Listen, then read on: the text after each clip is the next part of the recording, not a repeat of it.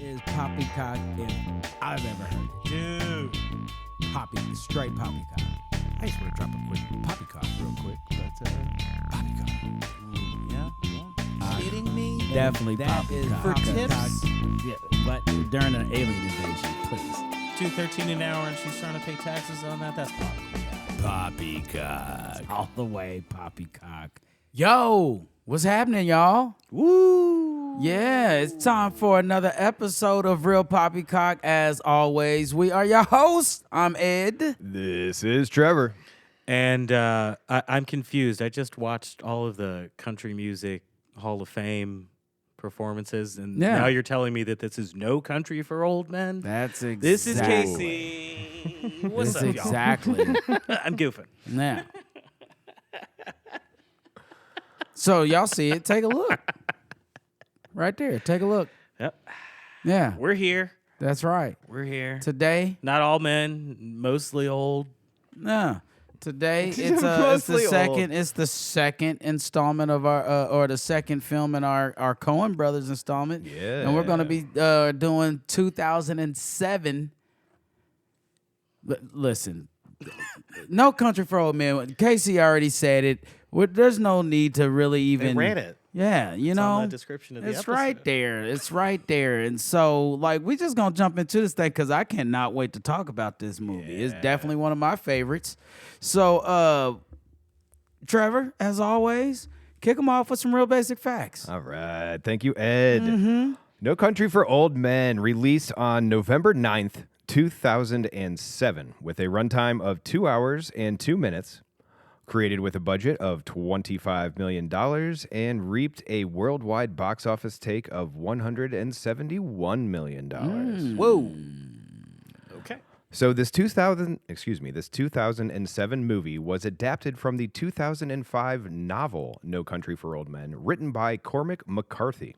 This is notable because of the very small gap between novel and movie, and also because it is the first novel that the Coen Brothers adapted into a screenplay. Oh, okay. All right. Yeah. Cormac McCarthy is not exactly a lightweight when it comes to great American novelists, and his work has had an influence on film as well. McCarthy's 92 novel, All the Pretty Horses, which that's one of the things up there on the set, that was made into a movie, as was his post-apocalyptic novel, The Road, with the latter of those films being much more praised than the former. McCarthy has also...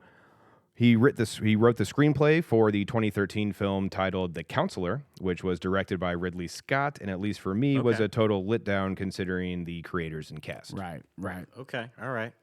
Never even heard of it. So on last week's episode, we highlighted some frequent collaborators the Coen Brothers have worked with over the years, like cinematographer Roger Deakins, who also did No Country for Old Men. Deakins. But there is another frequent collaborator we have not covered, and that is the composer for No Country, and that is Carter Burwell. And it's a pretty barren score, but it has a very atmospheric take towards many things. And it's certainly haunting, but a lot of it just comes from maybe you don't know that there's actually music there, or there's a lot of diegetic sound, but it's a vast departure from what we did last week in Oh Brother, Where Art Thou? Yes. It's difficult. Yes. That's always the thing we like to do for our listeners is drop in some really hit gems from the movie that we enjoyed. This soundscape, I might call it, Yeah. will just be rolling through Yeah. from time to time. Yeah. We're going to attribute as the songs go and everything, but it's just not there most They're of the very. time. It's very sparse. Just sparse. listen to Yeah. the wind in the fields. So No Country for Old Men was directed, produced, edited, and adapted for the screen by the Coen Brothers. Absolutely. And we discussed their collective accomplishments last week, so let's look at them a little bit. Wasn't it edited by that James guy? Well, Roderick Jaynes is the pseudonym for the Coen Brothers together. Yeah, I know. I just Yes, wanted you yes. to, I just wanted you to say. But we talked about them, their collective works Yeah. last week. We're going to say a little bit about them individually. So Joel is the older of the Coen brothers by about 3 years, and Joel has been married to actress Frances McDormand since 1984. They met in that year making the film Blood Simple, which was the big screen debut for both of them. All told, McDormand has been in 8 Coen Brothers movies, and the brothers stopped directing as a duo in 2018. Joel's only major release since then is the 2021 film The Tragedy of Macbeth, which stars Denzel Washington and Frances McDormand. I have not seen that one. Fuck is Frances McDormand. I had to get my Walter Goggins on. I have no idea who that actress is. She is Marge Gunderson in Fargo. Oh, is that her? Yeah. Yeah. She was also in Blood Simple. She's the she's trying to Okay, get yeah. money for I didn't know that was her reconstructive name. surgery in Burn After Reading. Yeah. She's I never buddies knew. with Brad Pitt. Yeah, That's that's who he's Frances married McDormand. to? Since 84. Yeah. Well, that was also 40 years ago. She's an almost famous dark man. No, I mean, once I learned who you she don't was, remember like, Dark okay, I just Man. never knew her name. Yeah. North Country. I know. Never knew her name. So then Ethan is the younger of the Coen brothers and is also married to someone in the film industry. Ethan has been with the editor, producer, screenwriter Trisha Cook since 1993. That just came up yesterday. And Cook has been an associate editor on 7 Coen brothers films. And then Ethan also has 3 releases since the Coens split in 2018. A documentary about Jerry Lee Lewis, and then the 2024 film Drive Away Dolls, and 2025's Honey Don't, which we've got that I movie can't wait poster. to see. Have you seen it yet? I have not. Emily has seen it, and she loved it. Okay. Yeah. It's got good taste. Honey, don't. And then both those, Driveway Dolls and Honey Don't, have lesbian protagonists. And sure enough, Trisha Cook was heavily involved in both. Cook is a lesbian in real life, and her and Ethan Coen have a non-traditional marriage. But to pair with Wait, their... so she's bisexual then? Well, it says lesbian. Oh, okay. Like they're dating other I won't people, and maybe question they that were then. just married. But it was very... I said the same thing to Emily when I was doing the research Yeah. last night. Like, what... Different, hey, like, yeah, whatever floats your boat Whatever or finds you your lost say about remote. yourself is what I accept. Yes. Yeah. Yes. Let's go. Yes. So, moving on to the stars of No Country for Old Men, we have Tommy Lee Jones as Sheriff Ed Tom Bell. So, Jones was the child of a police officer mother and cowboy father and owns a 3,000-acre cattle ranch in Texas. So, one could say he was born to play his role in No Country for Old He's Men. just out Oh. there ranching, huh? All right. Okay. Jones attended Harvard and was a first-team All-Ivy League guard in the 1986 Harvard Yeah, football always team shocked that me was that he undefeated. Was an O-lineman, yeah. He was like 200 pounds as an O lineman, which back in the 60s, I guess mean, that I guess works. that's pretty big at that point. Maybe, I don't know. But then Tommy Lee Were blacks Jones in the league yet? in the Ivy League in '68. Y'all know who his roommate was, right? That's where we were going next. Is that where we're going? Yeah. Okay. Okay. I'm glad that Ed knows. Yeah. I did not know this until actually researching this, Yeah. but Tommy Lee Jones was college roommates with future vice president and inventor of the internet, Al Gore. Yeah. Yep. A quick run-through of Jones's filmography includes Under Siege, The Fugitive, Natural Born Killers, Batman Forever, and the Men in Black franchise. Yeah. And don't worry, Casey, I remembered you are a mighty big fan of magma-related movies, so we can't forget Tommy Lee Jones in 1997's Volcano. Yeah, I do like some Volcano. Yeah. I'm also going to give a big shout out to Small Soldiers. Yeah. Without which we would not have the Western bacon cheese. There you go. There you go. Which was a good It's sandwich. very good. It's still there. Like They still got it? because Yeah, they it's a- never it's a- went it's a away. solid They had to sandwich. bring it back because It's just- solid. we even without that movie. Yeah, no, it's very solid. But let me tell you, real quick. Let's be quick. Quick fire. Favorite Tommy Lee Jones film? Quick fire. I Rapid think fire. it's. I think that's damn near impossible. Like really. we're- No, it's possible. So for me. his This is his which is favorite why I role or the favorite movie that he's in? Role. So, Oh my I mean, like gosh. The Fugitive was something that I grew up with, but I actually like him better in the Benicio del Toro co-starring Wanted? No, The Hunted. The Hunted. Yeah. Okay. No, All it's right. Fugitive for me. You said mine. KC, what you got?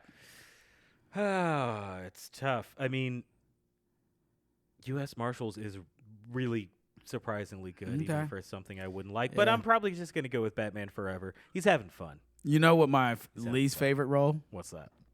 Under Siege 2. Yeah. Was it there- 2 or 1? is No. there I another think it's the Under very Siege? first one. Was the Are we first going one? under siege again? Yeah, no, it's the first one. Yeah. Hated him. Yeah. No. I always no one felt needs to that see was Under so Siege. beneath Tommy Lee Jones. Like I'm like this was He works not though. a He's good one of those that just kind No, of but when I But say in beneath, like, just the 1992, that was before The Fugitive. That was No, before I- he just became this huge fucking star. No, I totally get it, but that role sucked. Yeah. Yeah, I did. Yeah, I did. But All Ed, right. Ed, this is also the second protagonist that Reel Poppycock has covered that shares a first name with you Yeah. since Halloween. Yeah. That's an Ed Warren and Yes. Conjuring Yes. reference with Yes. Ed Tom Bell. You know, it's an old name, but it's a good name. It's a good Oh name. yeah, most of the Eds I know are pretty cool. Yeah. Shout Yeah. out to Ed Hallwell. You know, I'm Continue sure to he cook. doesn't go by Ed often, but you know, Eddie Murphy, like the names is there. You know, it's a good name. Edward Murphy. Absolutely. And so we have Javier Bardem as Anton Chigurh. Ayy. Sugar? Yeah, we'll discuss the Ayy. we'll discuss the near top of best Ayy. all-time villain list character of Chigurh later. Ayy. But just talking about Bardem, he did win an Oscar for his performance, and notably was the first Spanish actor to win an Academy Award for Right. No Country for Old right. Men. That says way more Right. about the Academy than it even does about this film. That's fucked up. Well, That's Lou Diamond wild. Phillips is Duh. pissed. Yeah. Javier Bardem has been married to Penelope Cruz since 2010, and some notable didn't films. know that. Yeah, and I know that Penelope doesn't do it for Ed like she does it for me, but That fucking nose. Hey, Javier's it's down. She could personality. paint with that thing. Well, speaking of painting, there's this movie with Javier Bardem and Penelope Cruz and Scarlett Johansson called Vicky Cristina Barcelona. Sign and me it's up. You some said painting you said Scarlett, threesomes so call me. in Spain with yeah. those three. Directed by Woody Allen. So you have that nice, creepy so he 14-year-old likes some pervert. Yeah. Scarlett. Okay. But Bardem also, his English language career, we could include Collateral, Skyfall, where he was a Bond villain, Gross. The He looks so Counselor, gross, and I love it. and those Dune and Dune 2 chicks at the same time flicks, and then F1 in 2025. Yeah, he also had the Did you like the F1? Ricardo's movie, like, and I know Yeah. like he was playing Ricky Ricardo or Desi Arnaz, but he spoke English, you know, mostly in that film too. Playing him in that movie is fantastic. Heard. Okay. Check it out. I'll check that one out. I mean, Check I gotta it give out. him you know, I really like Definitely his, gets pretty. It gets in depth in the inner workings of their the whole. relationship. Okay. Yeah. You know, because you know on Who's the Lucy? TV show it's about Lucy. It's So who about plays Lucy in it? Scarlett Johansson was in Lucy. No, she doesn't play Lucy. I believe it's Nicole Kidman. Oh, that bitch! Ah, fucking hell. she a Whenever I go redhead? see a movie Is at she a AMC redhead? No, pull it and up. Nicole Yeah, I'm pretty Kidman sure, comes up on the opening screens, my wife and I are always like, oh, this bitch again? She fucking nails it. She's got the red hair. She fucking nails it. I don't. Hey, say what you want, but it's So a good movie. Ed, you normally get to be the hater. Nicole Kidman has never done it for me. I am not a fan. I get it. does look I like it's Nicole totally Kidman. get it, but she fucking kills this. She they had nails Kate it. Blanchett though. She nails it, and y'all need to. Alright, I'm telling you, alright. watch this. It was a prime Got original. Alia Shawkat. It was a prime original, and y'all should definitely check it out. Well, seeing as how we yeah. have Aaliyah Shawkat in it, maybe I will see this movie. There you go. J.K. That's an Simmons. Arrested Development. Oh, show me pictures of Come on, Spider-Man. Come on. Yep. All right, but We are moving way- on let's get with podcast the cast of No Country for Old Men, we have Josh Brolin as Llewelyn Moss. Yep. And Josh is the son of actor James Brolin. And related to Llewellyn Davis, right? I think it's Lewin. It's a different That's not what his spelling. mama Yeah. said. Ah, No. well, so not only being Hollywood royalty of James Brolin, but since 1998, Josh Brolin has been the stepson of Barbara Streisand. And 98 also being the year that South Park skewered Babs with that Mecha Streisand episode. Which and that just proved one of the things about internet or just it even being a person in culture. The more you push back on it, the more you make a big deal about it, the more people pay attention to. It's crazy. And Barbara's still with Streisand us. effect. Like, she just silently, don't like, care. walked away, retired.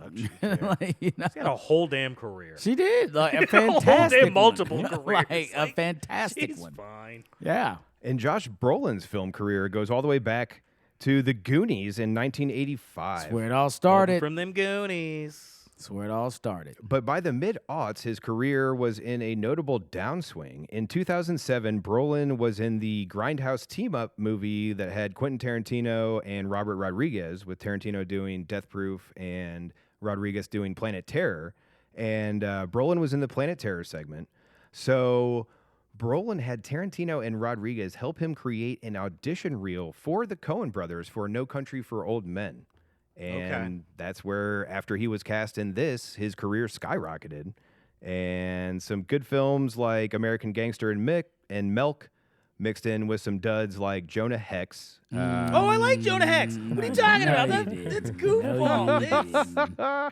It's comic book I don't shit. believe anybody that says that. No, you didn't. Yes, I've watched it like 4 times. I'm not kidding.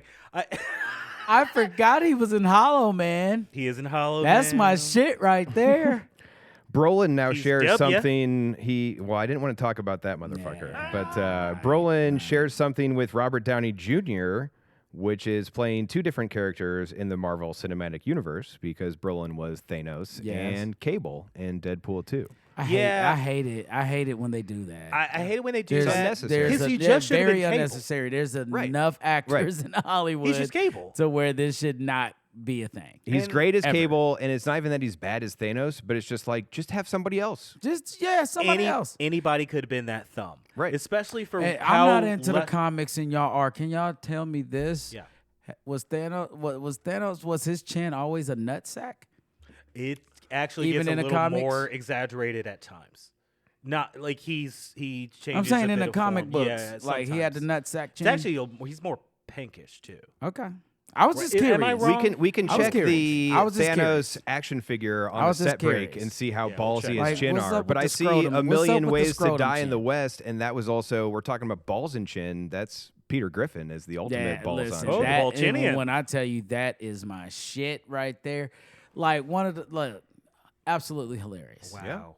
Yeah. Every time, I've never seen that. every time I fart, Udo's like, "You got the fart needles again." I have no idea what that means. Oh, it's have it's to watch kind this. of Watch it's the kind of movie. like mud butt. They lost me It's on kind of Ted like too. mud butt, but when it stings. yeah, when when the fart stinks.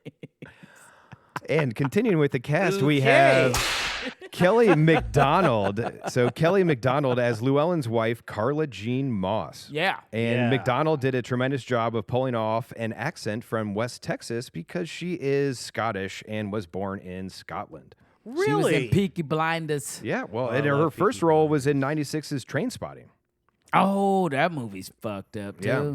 We might have Well, to when do I that say one at fucked some up, point. like there's some fucked up things. Oh, yeah, yeah. but Crawling into a I like the- toilet I like to the get your soundtrack of that suppository. movie, and- Yeah. Oh, great That means it's soundtrack. Real Yeah. cool. Yeah. Great soundtrack. But Yeah. then Kelly Ewan MacDonald is McGregor. also the voice for Princess Merida in Pixar's Brave.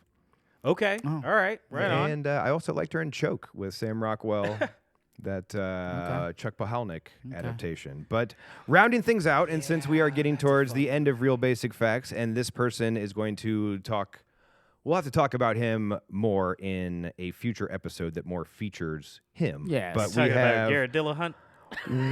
well, Garrett Dillahunt on Deadwood plays a is. creepy ass fucking character, and I love him. But He's I cool was, stuff, but I know who you're talking about. we're going with Woody Harrelson as Woody. Carson Wells. So, not much to talk about Woody here for time's sake, although his real life father was a real life hitman. But how about each of us give our favorite Woody Harrelson role, and then we hit the snack bar after that. I'm going to speak for Ed and say Wildcats. You know, okay, I'll allow it. Okay. Yeah. Yeah. I'm going to speak for myself and say White Men Can't Jump. All right. And I'm going to speak for Travis and say Natural Born Killers. Ooh, that would have been my choice. Damn, I was so close. As a kid, I mean, I love Natural Born Killers, but I don't you want like to True get I don't want to Detective? get Munsoned out here in the middle of nowhere. I'm going with Kingpin. Yeah, it's Kingpin. Oh, right. Yeah. It's definitely Fuck, I forgot Kingpin. about That's why I said Kingpin. I'll allow it, but it's definitely Kingpin. You know what? It's good in Planet of the Apes, too. Well, and Kingpin's another example of Or sometimes two is more than one as far as filmmakers go, because the Farrelly brothers, just like the Coen Yes, brothers, yes, yes. have done some amazing Yes. fucking things. Dude. Who did the one, the Friends with Benefits? Woody was awesome in that too, as the gay man. Oh, I've definitely had some Woodies with Friends with Benefits, but I don't know what movie you're talking about.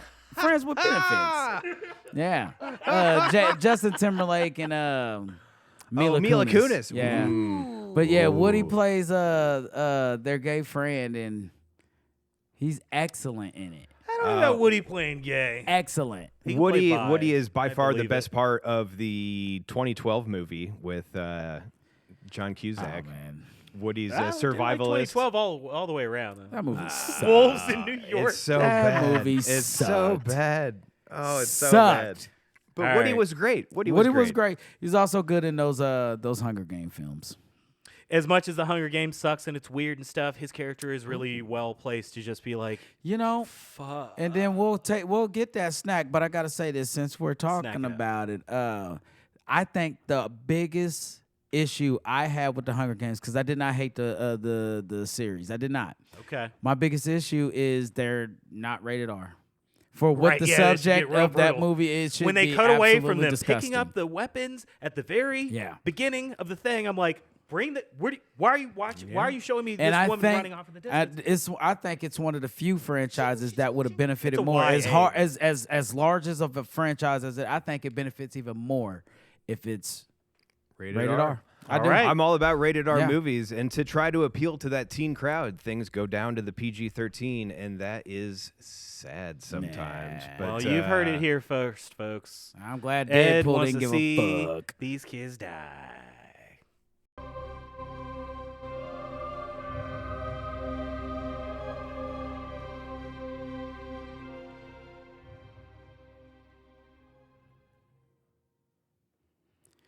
Violence and mayhem ensue after a hunter stumbles upon the aftermath of a drug deal gone wrong and over $2 million in cash near the Rio Grande.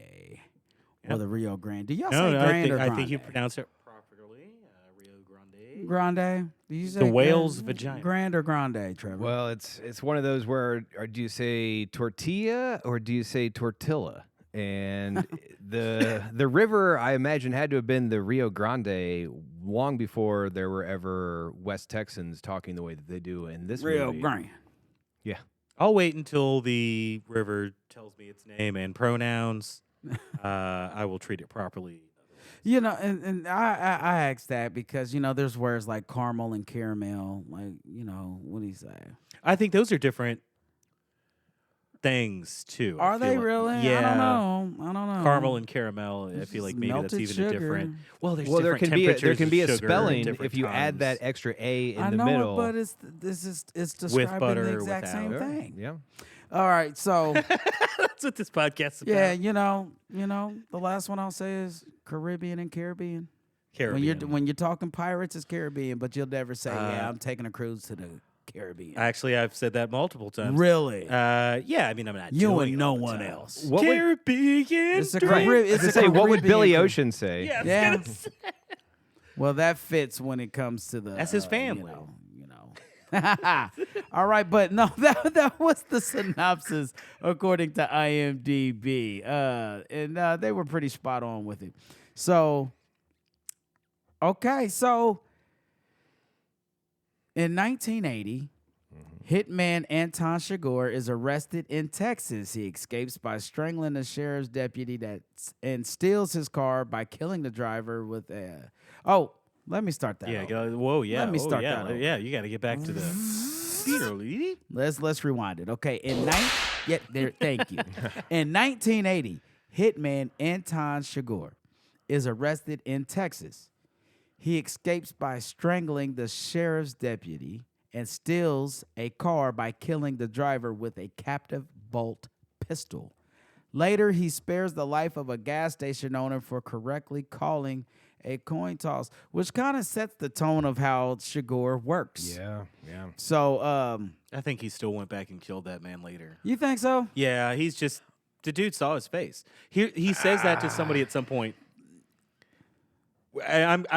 like You're jumping way ahead, but Way- also that Have you see in seen his me? face, that's in a specific situation where there's a whole bunch of other witnesses. Right. I don't Right. know if anybody else around this gas station There was besides nobody that at that dude gas- who yeah, there lives was there. nobody. Like, There's and nobody. I think it really gets to the kind of moral code that Anton Chigurh has, where if he says he's going to do something, if he provides somebody an option and they don't take the choice that he gives them, the consequences So are still going to come. And so this person who, through no fault of his own, has this wild confrontation with Bardem in this fucking gas station. Like it adds to the comedy of it, but it's also this aspect of like I feel like if that coin went tails instead of heads, that he would have fucking shot the motherfucker. Like it's Yeah. he didn't even have his shit on him, but he would have killed him. He It's would have done something. almost He might not have done it it's that way, almost but he would have killed the guy. oxymoronic to say the moral code of Anton is. Chigurh, but Yeah.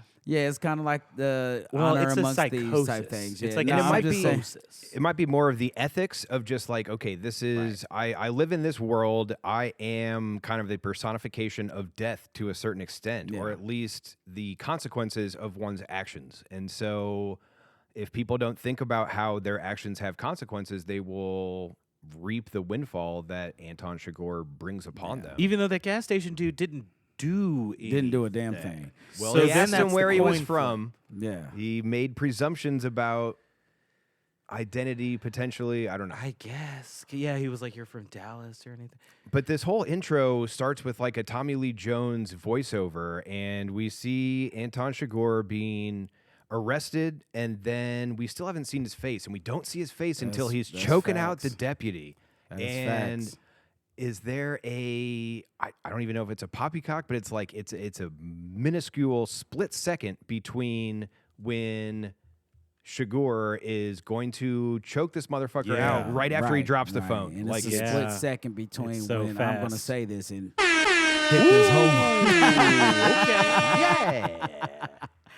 Yeah, so yeah, that triggered the horn. And what triggered the horn was you talking about Tommy Lee Jones in this early narration.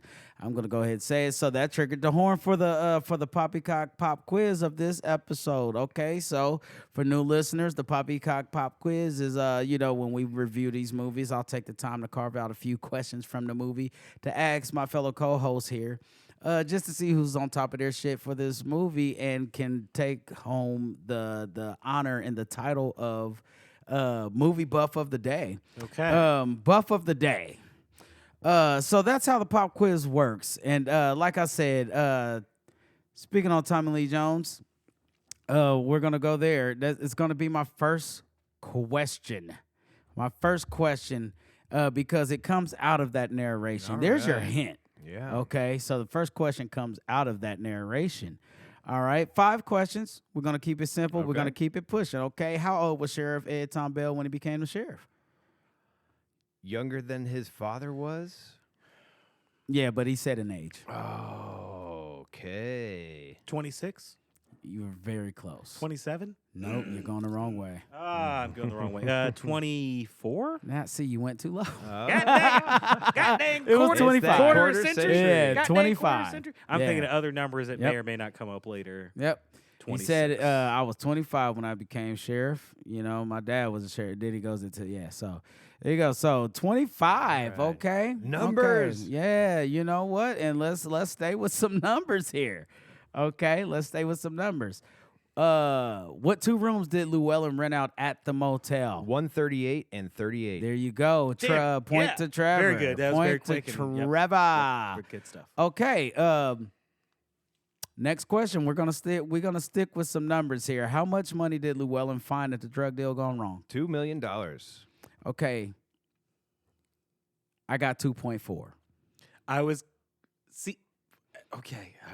And I'll give it to you if that's where you was going. That's where I I'm was going sorry, to go. because I kind of just That reacted. was because I was going to go up. I thought it was 2.4, and then But I you was know what? also I'll I give- was also going to take into account. We'll have to price of the guns, we'll but I have don't know the price of to those we'll have to research this on the next break. So I'll give you both a point on that one. Well, Okay. because Llewelyn says, at what point would you miss your $2 million? No, I got you. I got you. but I don't know if the actual count. I know that each Someone says stack of another number cash later. has $10,000 in each bindle. Yes. Minus Yes. the one. Oh, the transponder. Yes, that has single dollar bills. Yeah. One Which is a just broke down. fantastic. There's a note. It's I just gotta with I gotta singles say on this. top I and gotta say bottom. this. This was Hundo. fantastic of the Coens Yeah. to catch this and not be so it's $100 bill on top of a bunch of ones that the transmitter is in. Because why would somebody waste $100 bills to Cut to them out. cut a hole. So yeah. that is that is a great kudos to the Coens on that. Okay, both a point on that. You know, I had 2.4, all right. but okay. All right, so we're gonna stick. No, let's get away from the numbers. Let's get away from the numbers. What did Carla Jean do for a living? Ooh, she worked at Walmart. She used to work at the Walmart. She worked at the Walmart. I'll give you both the point just because I like how you said it there. So yeah. So all right. So She's this one's retired gonna so Trevor's up 3-2 right now, okay? 3-2 going into the final question. All right. So you could tie this up and y'all could both be movie buffs, or Trevor, you could take it for the second week in a row. So let's see. How long had the quarter been in circulation at Anton? 22 years. 22 years is the correct answer. All right. It got here All the right. same way that I got here. Bonus. What the year fuck? was that for? What year? Be 84? quick. 58. Oh, 58. 58.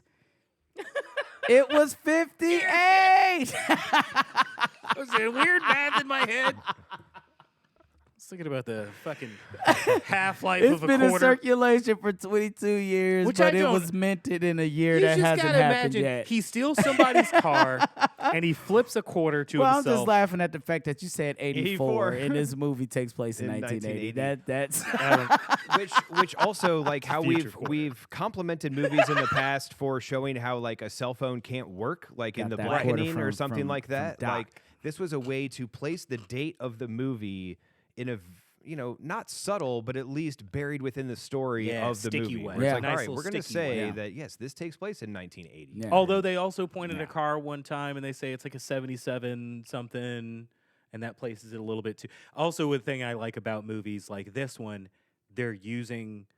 I hate it when a movie is set in a time frame and every car in the street is like a new car from that time frame, right. because that's not how things Right, work. yeah. Right. In That's never how 1980 it West Texas, it's not Gonna all be a bunch of 1979 cars. yeah. It's- But I Right. know a 77 when I see it because it's been around for a little while. Right, And, yeah. Yep. So yeah, but that's concludes today's pop quiz. That's And good on the quiz, man. we can be buffed together. Ooh, we're on getting an buffed. unsuspecting bonus question, Trevor actually edged it out. Yeah, He but does if like you to want edge. but if you want to share your love with Casey today, you absolutely can. You absolutely can. But yeah, so This yeah, will be a country for old thems. There you go. There you go. There you go. Well, hey, y'all absolutely killed that one. There was only one question that wasn't answered correctly. So right. kudos to you all. Kudos. Lots of numbers, too. Oh, yes. Y'all have taught me the ways. Y'all have taught me the ways. So, but yeah, so you kind of get a sense. All right, here's my first poppycock though. Okay. I'm During glad the- you during pulled the this choking picture Is scene? he up. poppycocking on this one? Well, we're poppycocking on this because yes, Anton chokes out the sheriff to escape. Okay, and then proceeds to wash the blood from his wrist from the injury sustained from the handcuffs from choking his sheriff. Okay. No markings on his wrist for the rest of the movie. I will agree with you on that. I liked this scene. No, I looked. showing us how long I looked. it took for him to dedicate to being silent while it cut into his Yeah. own wrist while he held that man Well, that's down. psychopathic shit. Right. It's a psycho shit, but you're right. Yeah. The fact that didn't continue to be an issue for him the entire Yeah. time, and like that's a raw. Yeah, no, and Well, it's just not it's just not there. There's That, no- like, So it they, had He doesn't to- even did go not- patch yeah. it up like he does with other injuries in the future. Well, Nah, okay, so nah. was that the scene where you saw, because he's often wearing a long sleeve shirt. No, I got you. So when he's picking the pieces of shotgun There's- shells out of him, he doesn't have the wrist injuries. Ooh, I'll have to No. double He's check naked it, but I- during that also scene. there's scenes like when he sits down like in one of the hotel actually not when he's already sitting, but after his conversation with Carson. Not to jump too far ahead and But you see his give anything wrists away, and they like don't have he's the putting injuries? his shotgun on the bed. There's no but no, throughout it all. Now that you've heard me say it, the next time you watch this, keep it in your mind. Go back and look. There's definitely shots, even with the long sleeve, where he's reaching for stuff. You can see they're not there. They're not there. That's tough. That's They're an not there. oversight. That's definitely Yeah. an oversight, because all Yeah. this also happens within days of A couple few days. there's- But not there. Not there. So I had to call some Poppycock there. Come on, Coen, step it up with the continuity. attention to detail. Step it up. Now, Step it if up. we want to talk about attention to detail, the scuff marks from the boot from this choking scene Yeah. was a pretty Yeah. awesome way to open a movie. Like, Yeah. it's it, just- it this shows shit's the gonna be time raw. that it took to Yeah. kick around and how long it, like the mess that Chigurh does not mind leaving a mess. I think that's Yeah. kind of part of it for him, is leaving this weird It always scene. shocks me in movies that nobody does. They just sit there and take it. I'm When he like, walks right up I'm to him. beating kneecaps. I'm doing something. He walks right up to you and just says, will you stand still he and doesn't put something know. towards your face? Right, and I'd be like, right. motherfucker, hey. Yeah, no. hey, whoa." You can try to use your hands to poke out the eyes. You can try to grab the nuts. You can't necessarily go for Yes. Chigurh's neck, but if you're going to go for the eyes, throat, or groin, there's at least a couple options open when you're getting choked. But although when your air's being cut off by handcuffs to Yeah, your neck, right. I You're think trying that, to like, you're trying to free up the air to your neck, so He's probably breaking his jaw at the same time too. Like he's pulling this he's- picture. This is perfect. Yeah. Look at where his elbow is in contrast to his nuts. Actually, you're right. Yeah. Get those Di- nuts out of directly here. below. You gotta step on his cubes. I know you can't step That's on for him, the but it was just Yeah. yeah. You gotta crush his balls with the elbow. Like you gotta do something He's right more than behind this. you. Like I gotta when your And that- life is on the line, your you've wind has got to been go knocked all out. out to survive. Agreed. I will say too, though, Chigurh does a very good job of falling back and pulling him down Yeah. really, really well. like Yes. knocking Yes. the wind. Because like if you fall regularly, Yeah. you can fall like that and hold your breath.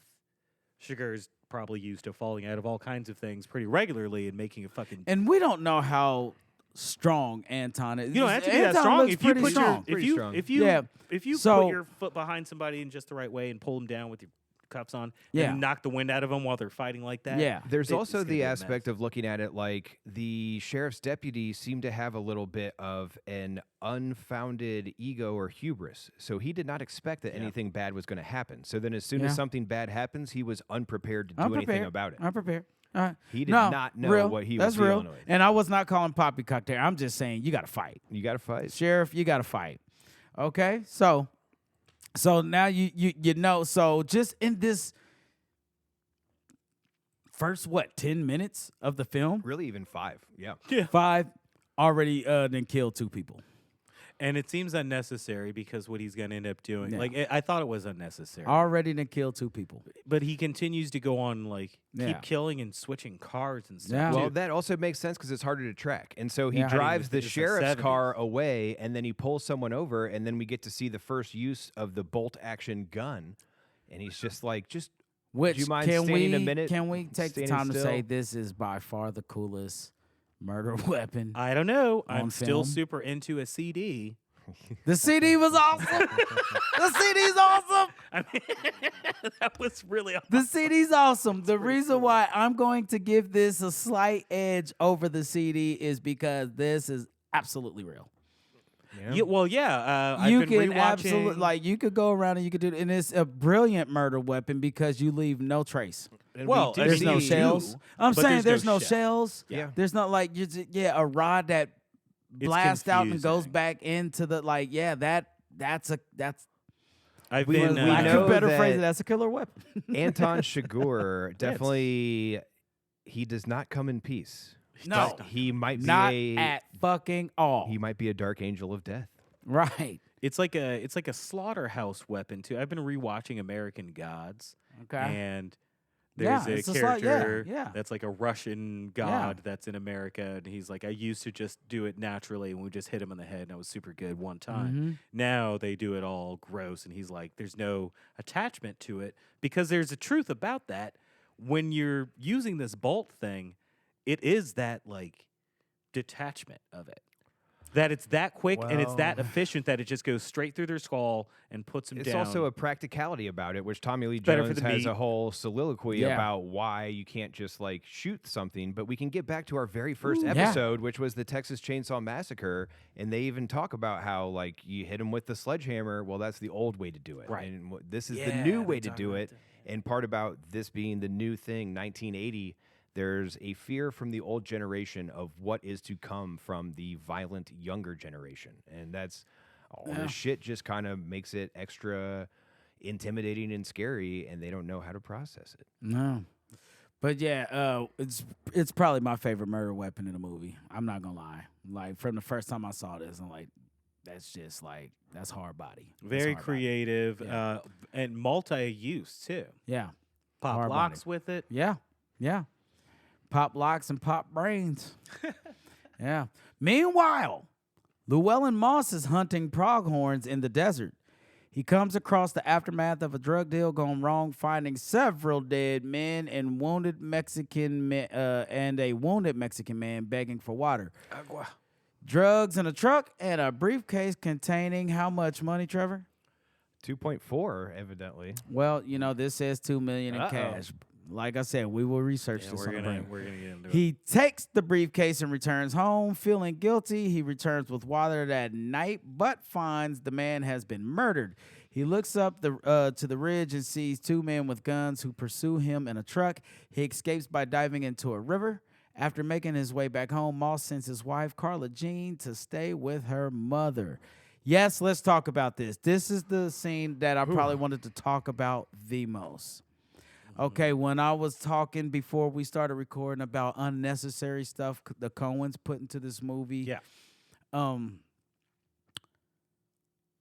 So talking about what fucking on the couch well, when he no, says, what "I'll take leads you out back," Llewelyn and to all that? find this is this injured dog limping that he sees in his binoculars. Okay. Well, because he's following the blood trail of Of the the pronghorn. game that he had shot. Right. Which we will Yeah. parallel later Right. in the film with Mhm. other Right. And he sees something in the distance limping. Yep. Maybe he thinks it's his pronghorn. He puts up the binoculars. It's an injured dog. He walks to the dog, or like he follows where the dog is going. The dog, I guess, is. They never show the dog again. The next thing you see is Llewelyn looking out over the top of this ridge, or whatever you want to say, at Beautiful shot too. At these that's- trucks. Yeah. The way that I took it was that he was looking where the dog was coming from, not where it was going. Okay. See, I did not take it that way. I took That- it I a thi- totally yeah, I different thought he he's already a seen a tracker. dead He dog. sees the trail. Yes. No. He's Yeah, shot no, the no. pronghorn. He hasn't seen the scene yet. He hasn't seen the aftermath scene yet. But the dog is bleeding and going away from something.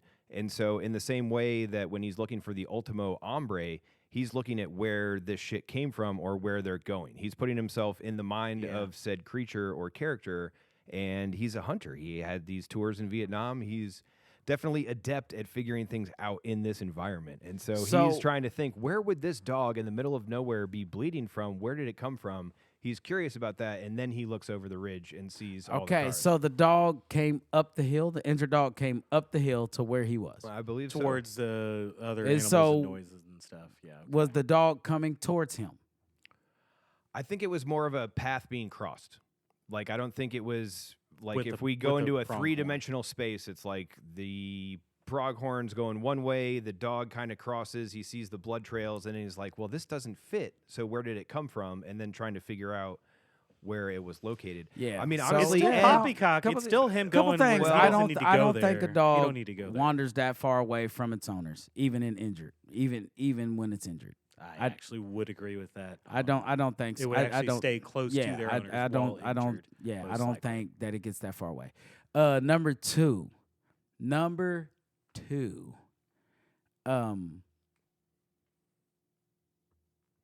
how long ago do y'all suppose this drug deal gone wrong takes place? Why did Llewelyn have his boot off while hunting these pronghorns? I was curious about that. What's the purpose of the boot being off? But I guess I guess what my questions here is, I don't think they needed to have the dog to tip Llewelyn off to this drug deal. I think it adds some confusion. I generally forget about the dog part. And not even, but I just don't think a dog coming towards you, like, you know, so like that led Llewelyn to that edge. And then he sees all of this. I just I don't know. I don't know. So is that a Cormac McCarthy in the novel, or is that a Coen Brothers in the movie? I don't know. I haven't read the novel, but enough, I'm gonna say that's a Coen thing. Could be here. Coen. And I think they could have kept it as simple as him tracing the pronghorn, and that's how it plays in my mind. you know, I'm not like kidding. I'm love a dog, telling but I forget I'm about telling that the dog. blood trail of this pronghorn, and as I'm doing so, I see this over the cliff. The dog, I don't know.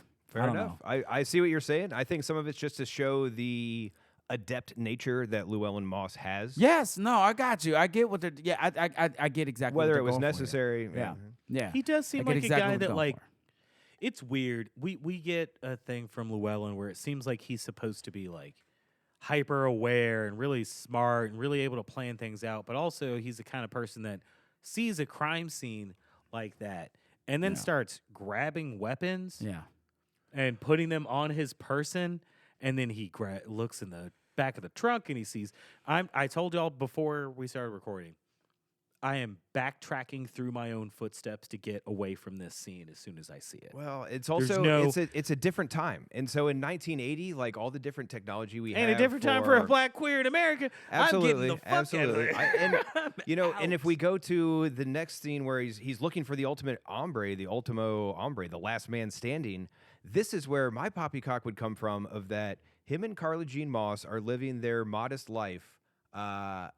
Each one of those cash stacks has $10,000 in them. Yeah. What's keeping you from grabbing 10 stacks, putting them in your pocket, and just walking away? Thank you, Well, Trevor. more Thank you, importantly- Trevor. That's my first poppycock as well, because it goes throughout the whole film. The fact that he does not take anything out of that container. There's some weird thing going on in his mind, just like Anton Chigurh will flip a fucking quarter, and that's the difference this time. Well, about couple whether things. he kills you. Yeah. It's this dude not pulling that stuff out of the bag, but also he's definitely pulling some of it, or he drains all of their savings when he leaves and sends his. No, it he's shows definitely it spending shows money him out of it. pulling Yeah. some of it, but he Still, just So why pulls didn't you put it in a bills. fucking So, bag? yeah. Put it in your boot, my dude. So first of all, this movie should have never happened because, or the book, because you got to put the money in a different case. You cannot carry that case around. The box that they had it in that they fucking recognized? Which, by the way, are you kidding is me? the same exact type of case from Fargo. So, Yes, yes. it is the same case Yes. with regard to Fargo. But here's my second poppycock about this and him carrying this money around to be tracked. This is just how my mind works. Let's go.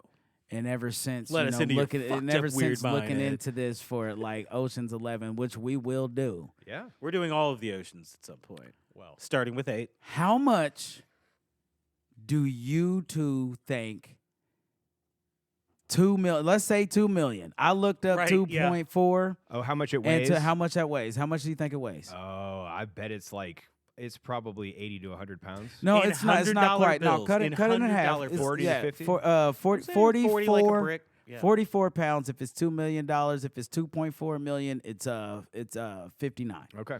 Okay. If it's all 59 if it's all pounds. in hundreds. Right. If it's all in hundreds. Yep. If it's all in hundreds. Ooh, and then we subtract one stack and put a radioactive. yeah. So we're talking about half a pound. But still, If that. we're But- at least talking about if you got a bench press, you put a 45-pound weight Come on on. it. That's how much Come this on. satchel That's varies. what I'm getting That's to. what he's They're And kinda Llewelyn they're is carrying like it carrying around. this around like it's nothing the entire movie. It also puts the whole air shaft scene. And What if it's full moves of it newspapers? What if it's all newspapers on with the bottom because one- the drug deal was a bad thing to moves it begin with? this with isn't Jackie one- Brown. All right, moves it with one arm while it's up in the vent. Yeah. and a my pole. God, yeah. You got to be fucking Hercules to do that. Okay, that's it. So that's my Poppycock. a good I gotta point. call Poppycock That's a on good the point. case of money. There's no way. In general. Yeah. And not only that, but Llewelyn, and I know we're jumping here, but I gotta call it since we're calling Poppycock on the way to the money. Llewelyn is shot and like on the brink of death, like Grossly and shot. throws this thing over a fence, heaves it. Like it ain't but like, a 5-pound dumbbell over the fucked up. fence. It's not like he's had a good meal Along the or Rio good Grande. sleep Yep. recently. You're not That's 45 pounds. come on. I don't know. I don't I- think Llewelyn strong- could do that strong without men. being shot. strong men are doing this in Two a hands, competition. two You know what I hands mean? With two, like, over yeah, a head. right.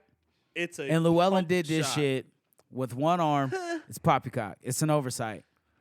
So that's did one of the think- So- reasons there's this movie we may do for a hidden gem one day called The Way of the Gun. But Yeah. when there's a ransom paid, they do talk about how literally heavy this money is. Yes. And they've got these big fucking suitcases full of it, and it's Yes. it's burdensome. And so It's, that's a and- great point, Ed.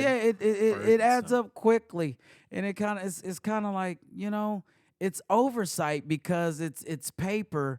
It's one of those you could ask people what weighs more, 1,000,000 pounds of feathers or 1,000,000 pounds of steel, and 7 out of 10 British people will pound? tell you steel. Not thinking about the fact that it's 1,000,000 pounds Right, yeah. of both items. Just because a feather is lighter than steel, like a single feather is lighter than a piece of steel. And so I think it's often an oversight in movies because it's paper Right. that the weight doesn't add And up. they're not even accounting for the cotton or the blood of And our ancestors. That hard back case. How much Yeah, is that that thing's- fucking that thing? thing's Another stiff. 5 pounds. Yeah, how The much baddie does is that stiff. fucking thing That's weigh? So like Llewellyn's either the strongest fucker walking through West Texas, And he's definitely Or the getting cancer Coen's from that missed it. fucking Yeah, the Coen's strong missed it. radioactive thing. In and there. I'm all right. And so that's it. I had to good. talk That's about the size of Well, the money. So and- there's my Poppycock there. And it's part of the reason I love this podcast is I can love this movie and still I've seen it a bunch of Yes. times. I never thought of It's that. the Ed. things you I don't never think thought of about, that. And, and that's so- that's a great way to look at it. And that attention to detail is important. And especially And- for people who like their set design is immaculate, where we see some of these scenes and like there's so much attention to detail, but something like that It's that an needs to be oversight. paid attention It's to. an oversight. Yeah. Yeah. And I am surprised that you weren't getting cocked off at this Poppycock not scene. There's a sex scene that we were denied in this film. Yeah. Right here. That's a Poppycock. That's Because she that didn't fucking shut se- up. What did he tell her? No, You keep running your mouth, I'm gonna take And you they in the were- back and Screw you. And she screw had the you. little smirky And she smile says on she was her big face. talk. Yeah, She was- big talk. She was about it.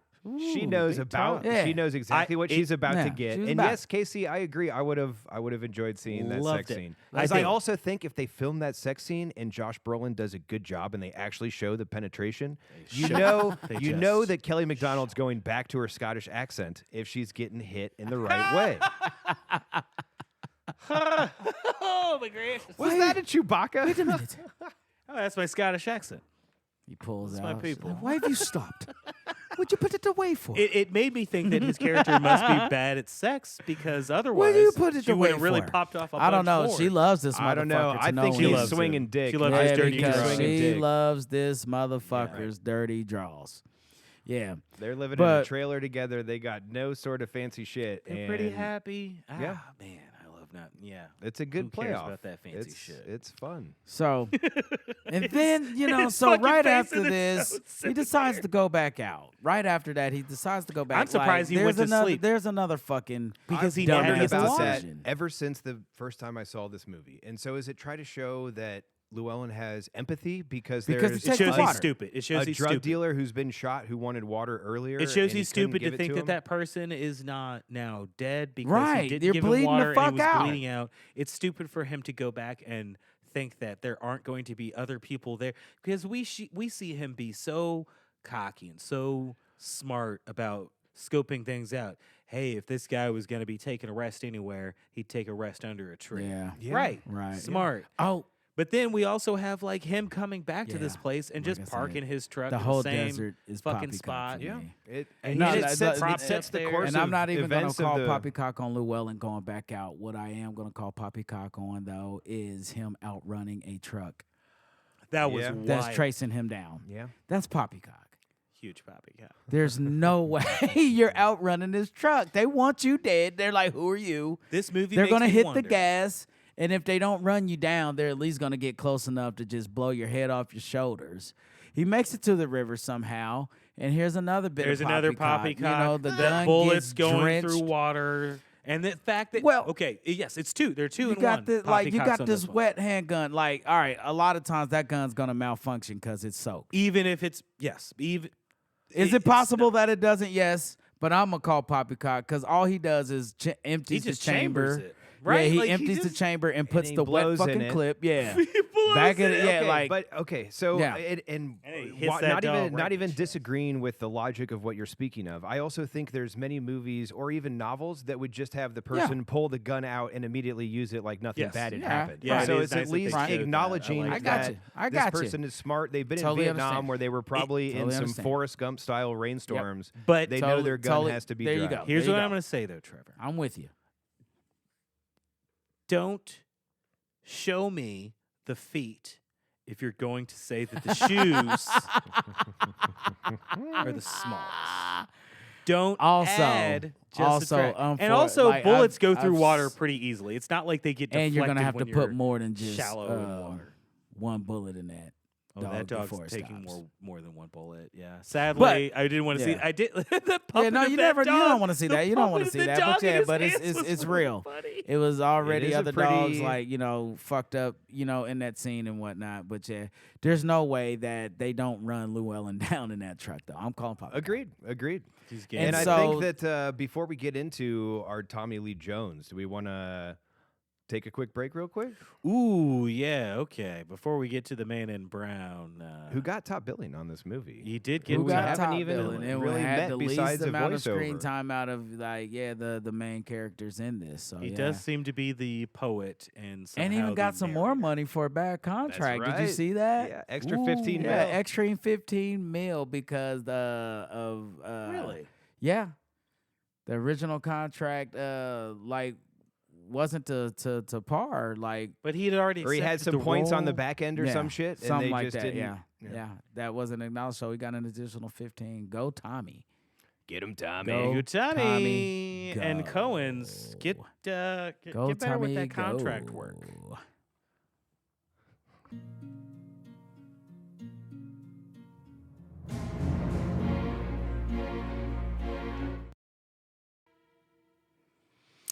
Chigurh is hired to recover the missing money. Meanwhile, Terrell County Sheriff Ed Tom Bell begins investigating the failed drug deal. Chigurh searches Moss's trailer home using his bolt pistol to blow out the door lock. Moss takes a taxi to a motel in Del Rio, where he hides the briefcase in his room's air duct. After Moss returns to the motel after purchasing new boots, he sees the curtains in his room in a different position from when he left, and rightly assumes he has been found. Following a tracking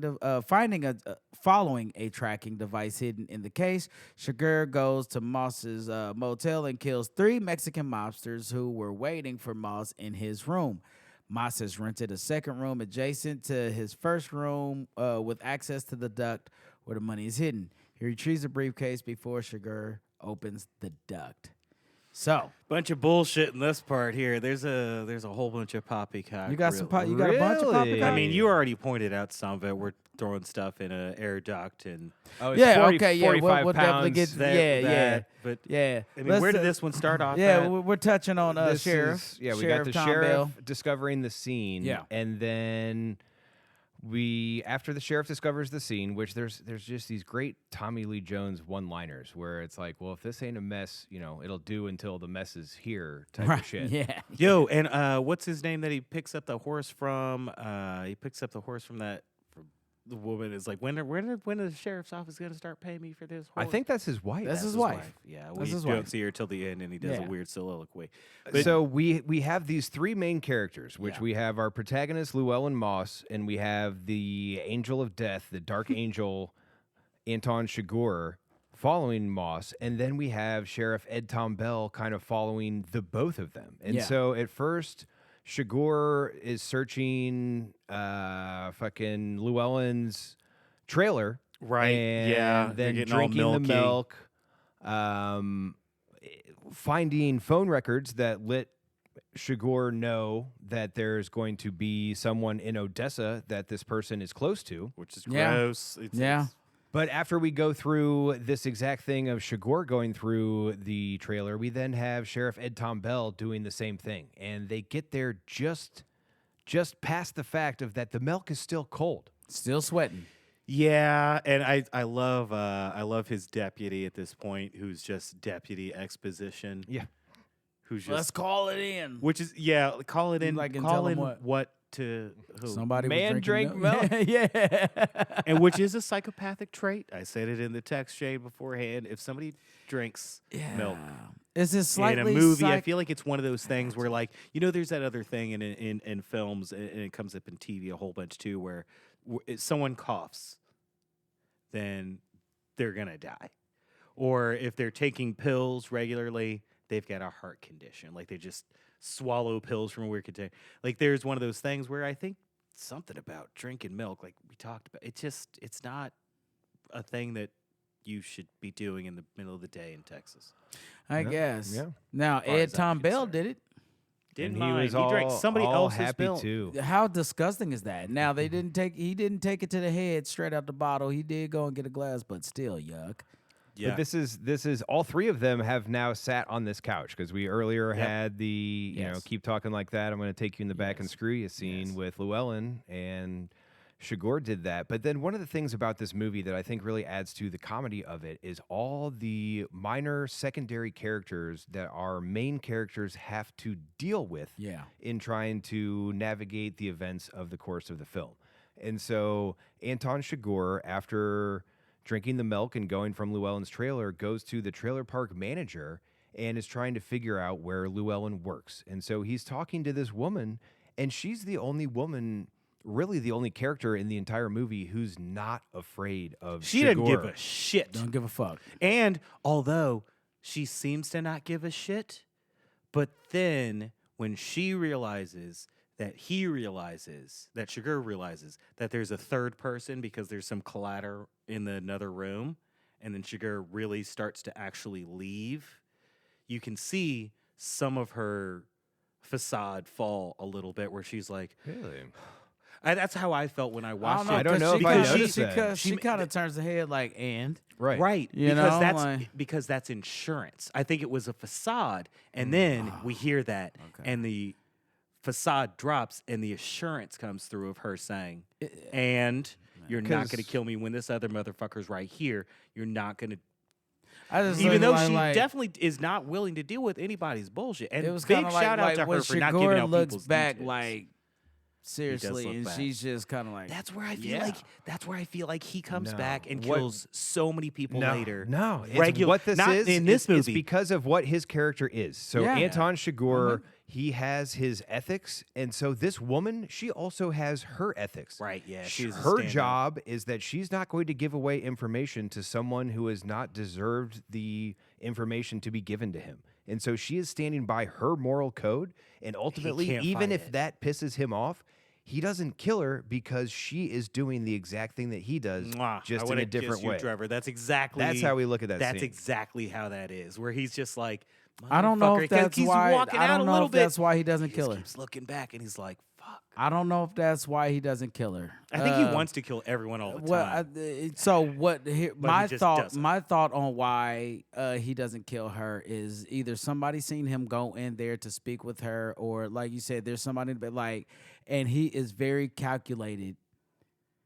Everybody he kills in here, he's not in sight of anyone else. Yeah, he kills people on the side of the road, takes their You know car, what I and mean? then Or burns in a it later. hotel room or something. Like no one He has does seen. like to kill. Like, you know, he's what I mean? very So particular I think, about yeah. quietly killing and just not. Well, I being just seen. think he's just smart enough to not. You can't finger me for this because you didn't see me. Yeah, 'cause that's why he wants to kill the dude in the gas station, because he's like, you asked me about my fucking license plate.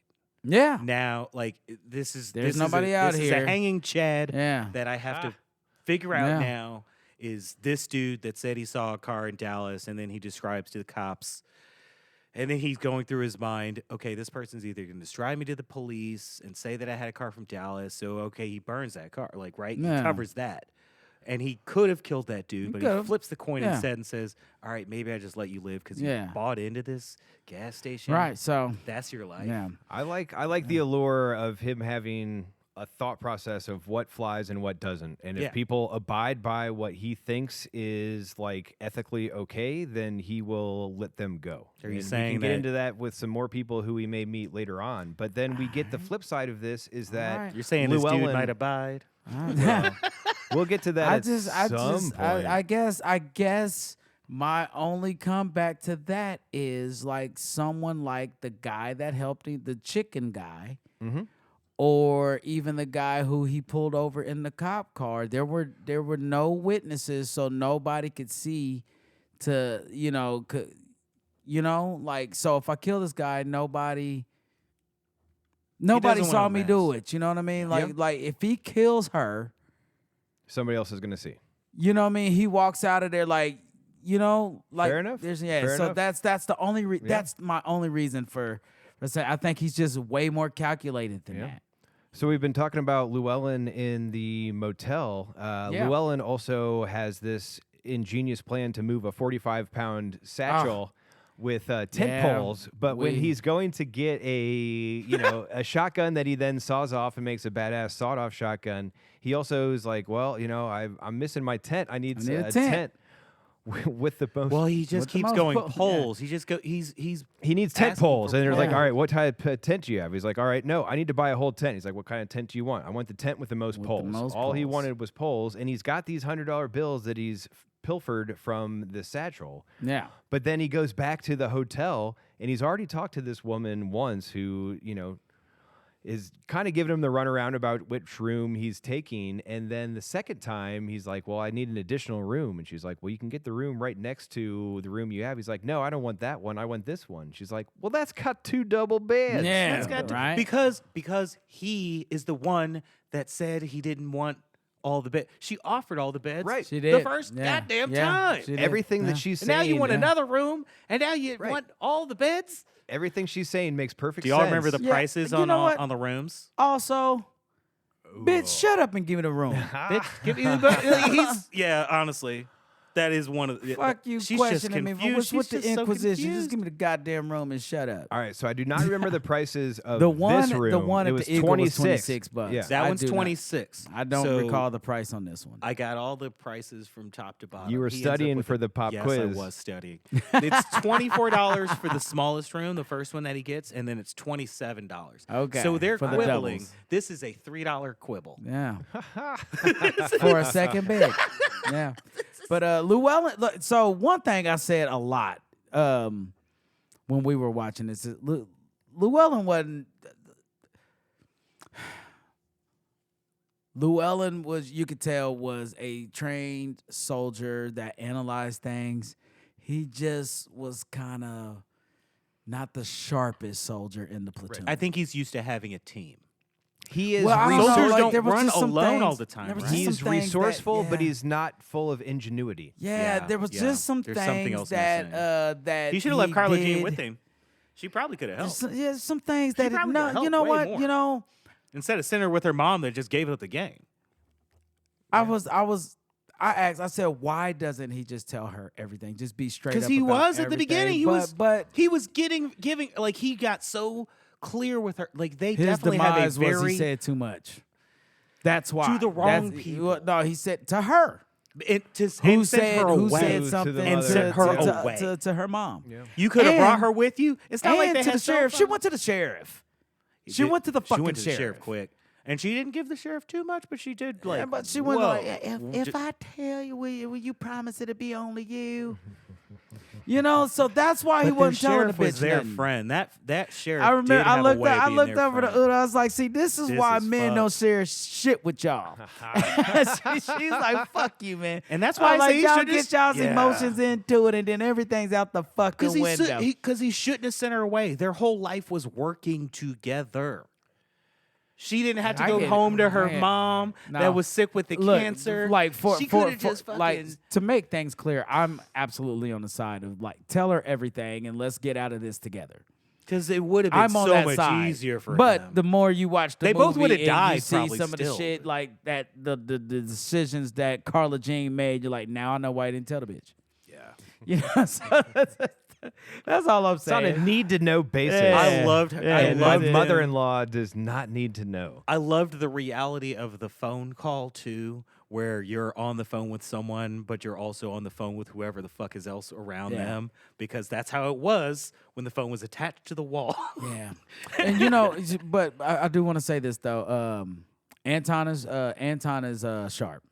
Oh, He's a sharp shooter. Anton is absolutely sharp. He's slick. Aside Um, from that, Terry, his fucking Really quick, his fucking Tyler Perry ass wig. really though, quick. No is not such very sharp. apparatus exists for a shotgun. Yeah, you can't silence a fucking Yeah, full so length. this is something the Coens designed shotgun. specifically for this. I Kinda thought he cool. was putting it onto the weird the bolt gun. Yeah.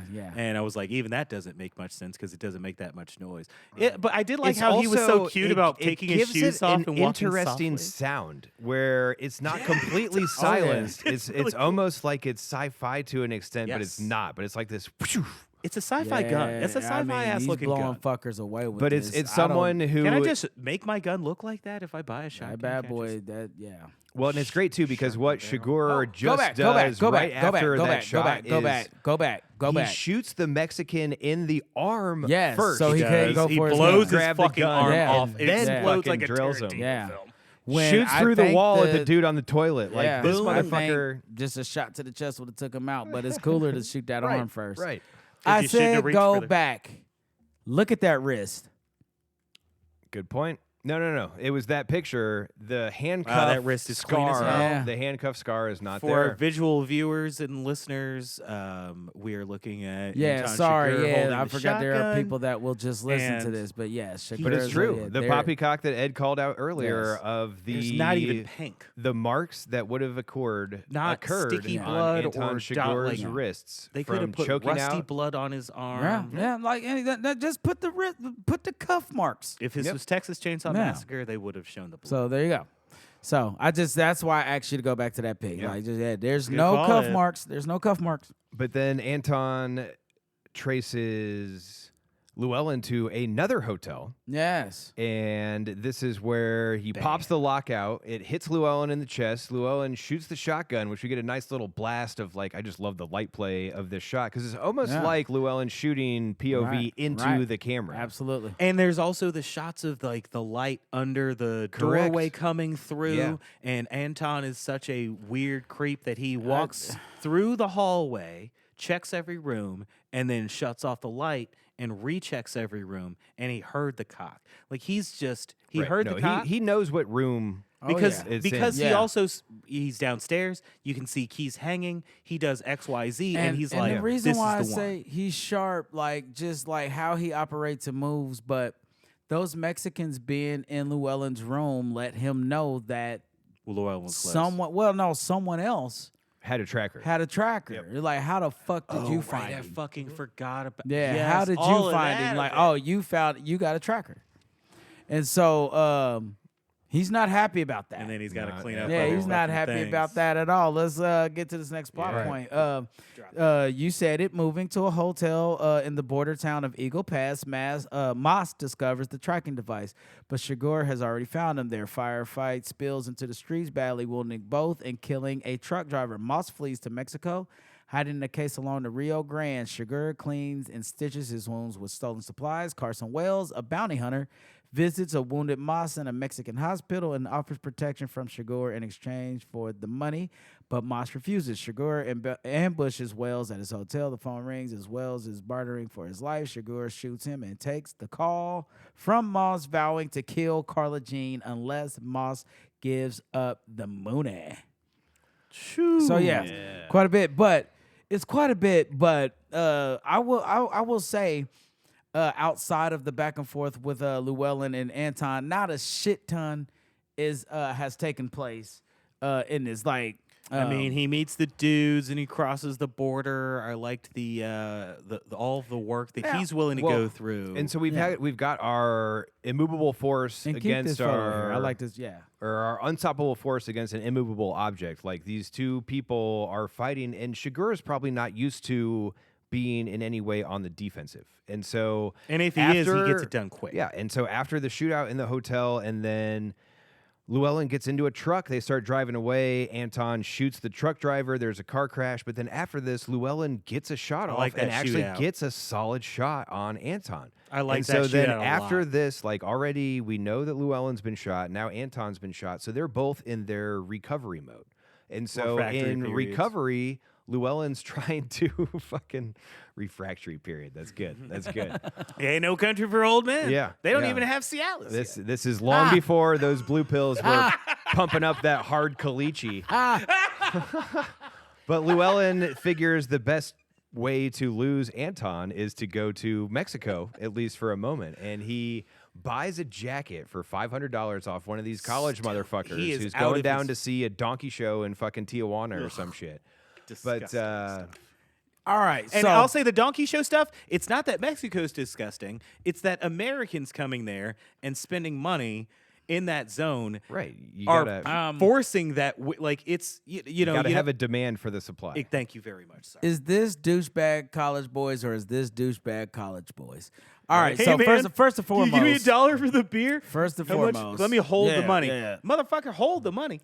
does this look like anybody that you want to get into these type of negotiations with? No, this is a person He's that you drenched bump in away blood. from. You do not He get just blood on offered you $500 for your coat. I'm not asking questions. I'm not. Yeah. I'm not giving him my coat. I'm I'm sorry, calling sir. I'm Poppycock sorry, on sir. these I'm leaving. douchebags.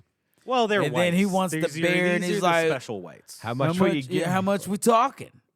What you got?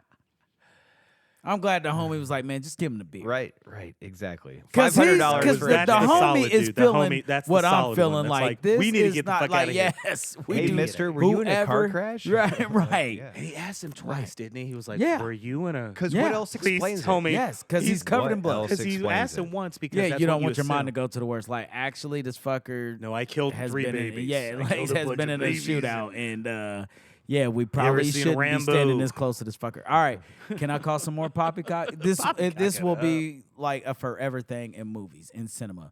It just is what it is. You could be the sharpest of shooters in a movie, and then when it's a shootout like this, your skills turn to shit. Yeah. Anton shot this truck driver in his neck. Wild. He's Then shooting in his wildly, forehead. and we don't see Anton from any of these. Anton's a sniper. He With a right. That's my shotgun. point. He's well, a no, sniper that wasn't a shotgun in that scene, because Llewelyn gets the gun after Correct. he shoots him. Oh, Yep. right. So it was a rifle, but Llewelyn looks up into the rearview mirror. Chigurh shoots it out.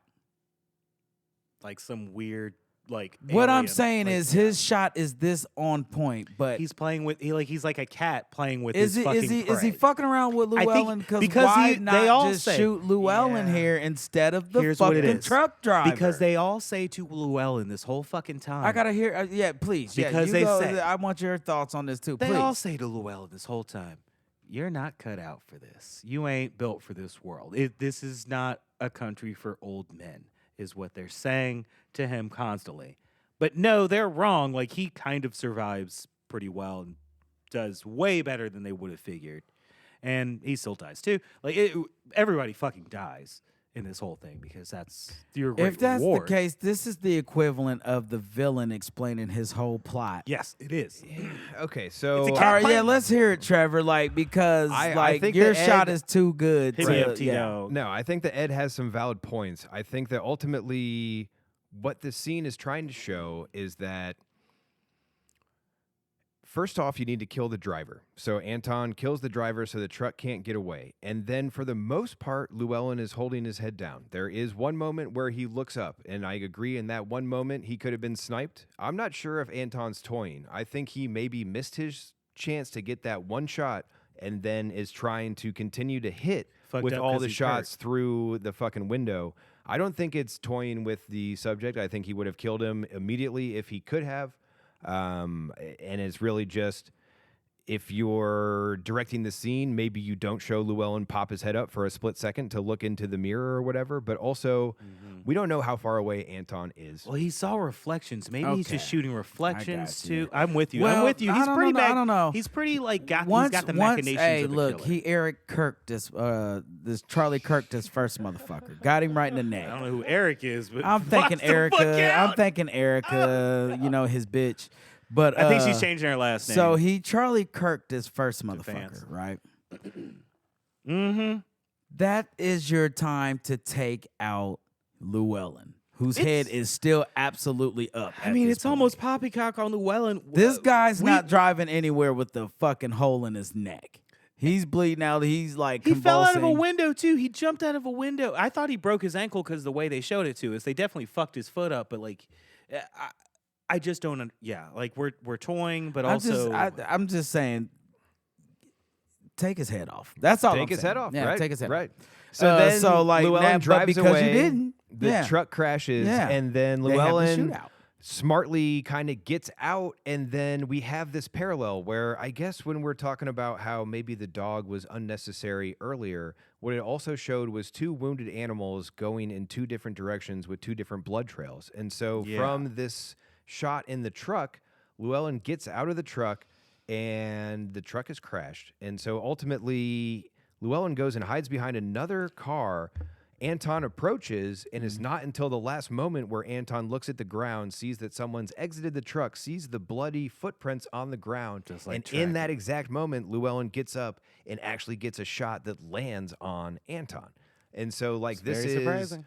This is all kind of trying to show that all these characters are different, but also following the same paths and the same lines, and these could very well be narrative devices. And so all these are predators. if these all are the these things prey. that were in It's a fair. novel that's trying to make it to where these people are shown with their similarities and differences, then it's how the filmmakers can depict this to make it all make sense. And so sometimes some of the shit may not make sense from what the character would do in a logical sense, but might be more of a narrative, what theme we're trying to present for the ultimate movie. Gotcha. And so, and those are still Poppycocks though. Yeah. Like that, Yeah. I see what you're saying, and ultimately the only defense I can give is that this is a writer trying to, or writers trying to make this build up some good stuff in it. Yeah, no doubt.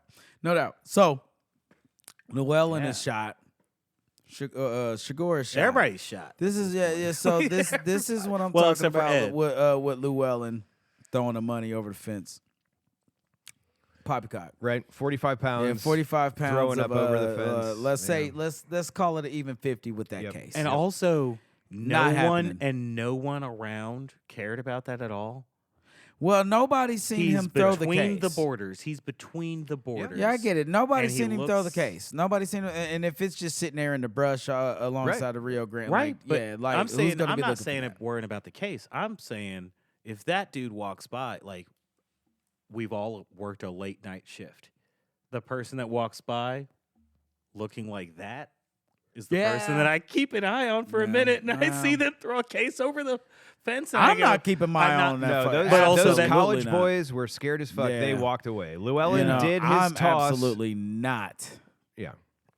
following Llewelyn for any reason on this. Like I said, He my doesn't whole even drink thought that is beer. I probably don't. No, even he have this doesn't drink the conversation. beer because the beer is meant to be a prop. So when he walks by the security guard, who's the Mexican security guard of walking into Mexico, who's sleeping, which, I don't know whether we Great wanna, parallel that Right. we get to for the American But version of that. regardless of that, the whole beer bottle is just to look like, oh, I'm a drunk dude who's walking into Mexico to go fucking party. Right. But then we have the flip side of all of this. After Anton Chigurh has been shot, he has to find ways to mend himself. Yes. Well, the supplies that he needs are going to be locked up to where he can't get to them. So he buys some scissors and a shirt from maybe even this store. We don't know. But he has these things in his car. He takes them out of a bag. He cuts up a shirt.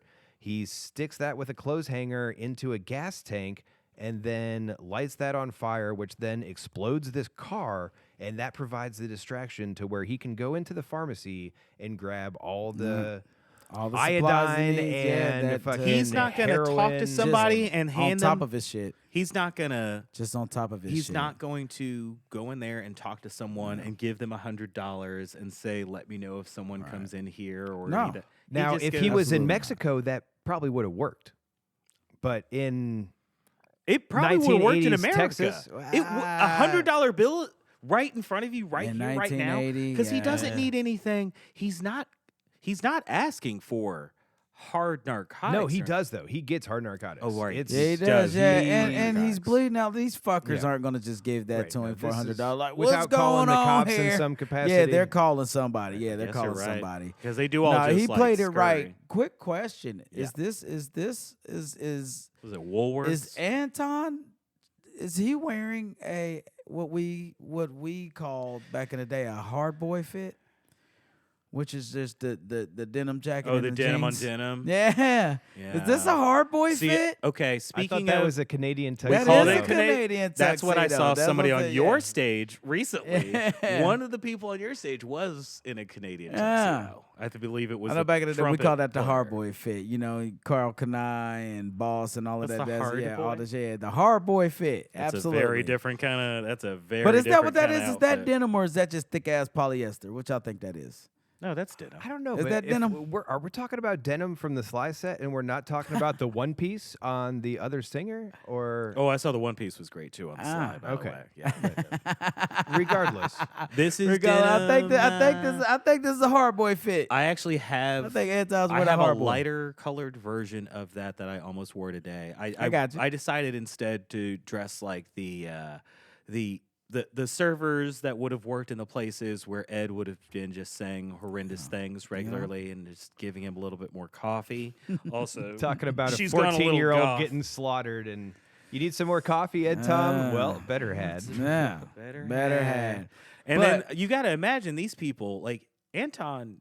I think that he is a chaos agent. He is death A incarnate. certified psychopath. To treat yourself of that level of wound and not be like It's really just creepy. I'm in, glad we don't like, have the picture of excruciating, that like- hole that's in him, but Yeah. I understand a bit of triage and stuff, and I like that concept of it. I thought this was gory to a nice way of like There's no way. cleaning it out. There's but no way. But he has a thing where he makes just no sounds ever. I mean, come on. All of right. pain. He makes no sounds of pain like ever. He gets We've in all water, salt have water. gone to the barbershop Jesus Christ. and Nope. and got the haircut. You've never been to the barbershop. Twice. One time I was just helping my dad build the furniture. Okay. So you've never had your hair lined up and then gone over My with the- dad with- would cut my hair and then very, very quickly. What I that can was tell just it. you is after they line you up and they hit you with that astringent shit, that shit burns to high fucking heaven. Oh, I've done. That shit I've done fucking hot combs and sucks. perms. You ever got alcohol or even lemon juice into an open cut? Oh, I was a chef. Yeah. We yeah, don't so fuck around yeah. with that shit. How bad did that fucking burn? Yeah, bad. You know, it burns. It sucks. And he you're has, like, you do a little alcohol, dance, and he you puts do a little iodine dance, in you it. shake it out. Yep. Like, God, But he this sprays fool's it got a hole hard. in his leg. And he's just sitting daintily on Yeah. the toilet. And honestly, I The will say, mental constitution that this motherfucker Right. has. I can't. Right. I can't- That's why I said psychopath. You got to be a bona fide psychopath to be able to handle that level of pain without losing your shit. Can I say? Okay, so high pain. That's all I'm tolerance. saying. I got a high pain tolerance too I because don't I get know. that. No, not like that. Like I was about to that's- say. that's a whole I was different. about to say. I But don't I know. can definitely like have an injury and deal with it, but it's not without reacting. I can't. I can like have like I've like walked on hot coals and stuff, and I'm not doing it silently. I do it while being like Right. like. But he's daintily, and I will say, Javier looked a little sexy sitting on the toilet there with his little Tarantino toes up on his lap, and he's squirting all over his own legs and everything. and I Oh, was like, just- this just is making me fucked feel up. very awkward. I don't know if this is. I don't know That's if just. I'm I learning don't this, know. Like But there's Talking something. about Psychopath. Talking about hot coals. psychopath. I got strong feet, Joe Rogan. Yeah. But Speaking of hot things, So, yeah, let's so- take a little quick hot break. okay.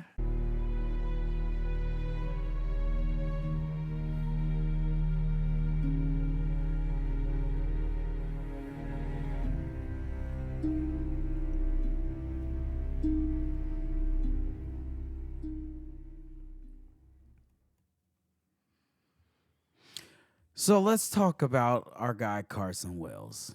We've kind of skipped Woody. around him. Yeah, we've kind of skipped around him a little bit, and I don't know if he's integral to the plot, but He's a nice distraction. He is a He adds to the lore. It's the of world, Anton yes. Chigurh. Yes, Because yes. this person, Carson Wells, who's hired out by Stephen Root's nameless character. Love Stephen Root. To, our blind Yes. record store Yes. owner. yes. Or not record store, but fucking Yeah, studio yes. in Oh Brother. But, Carson Wells... He gets to drop some Stewie from Family Guy. I know Anton every which way. He's a white man.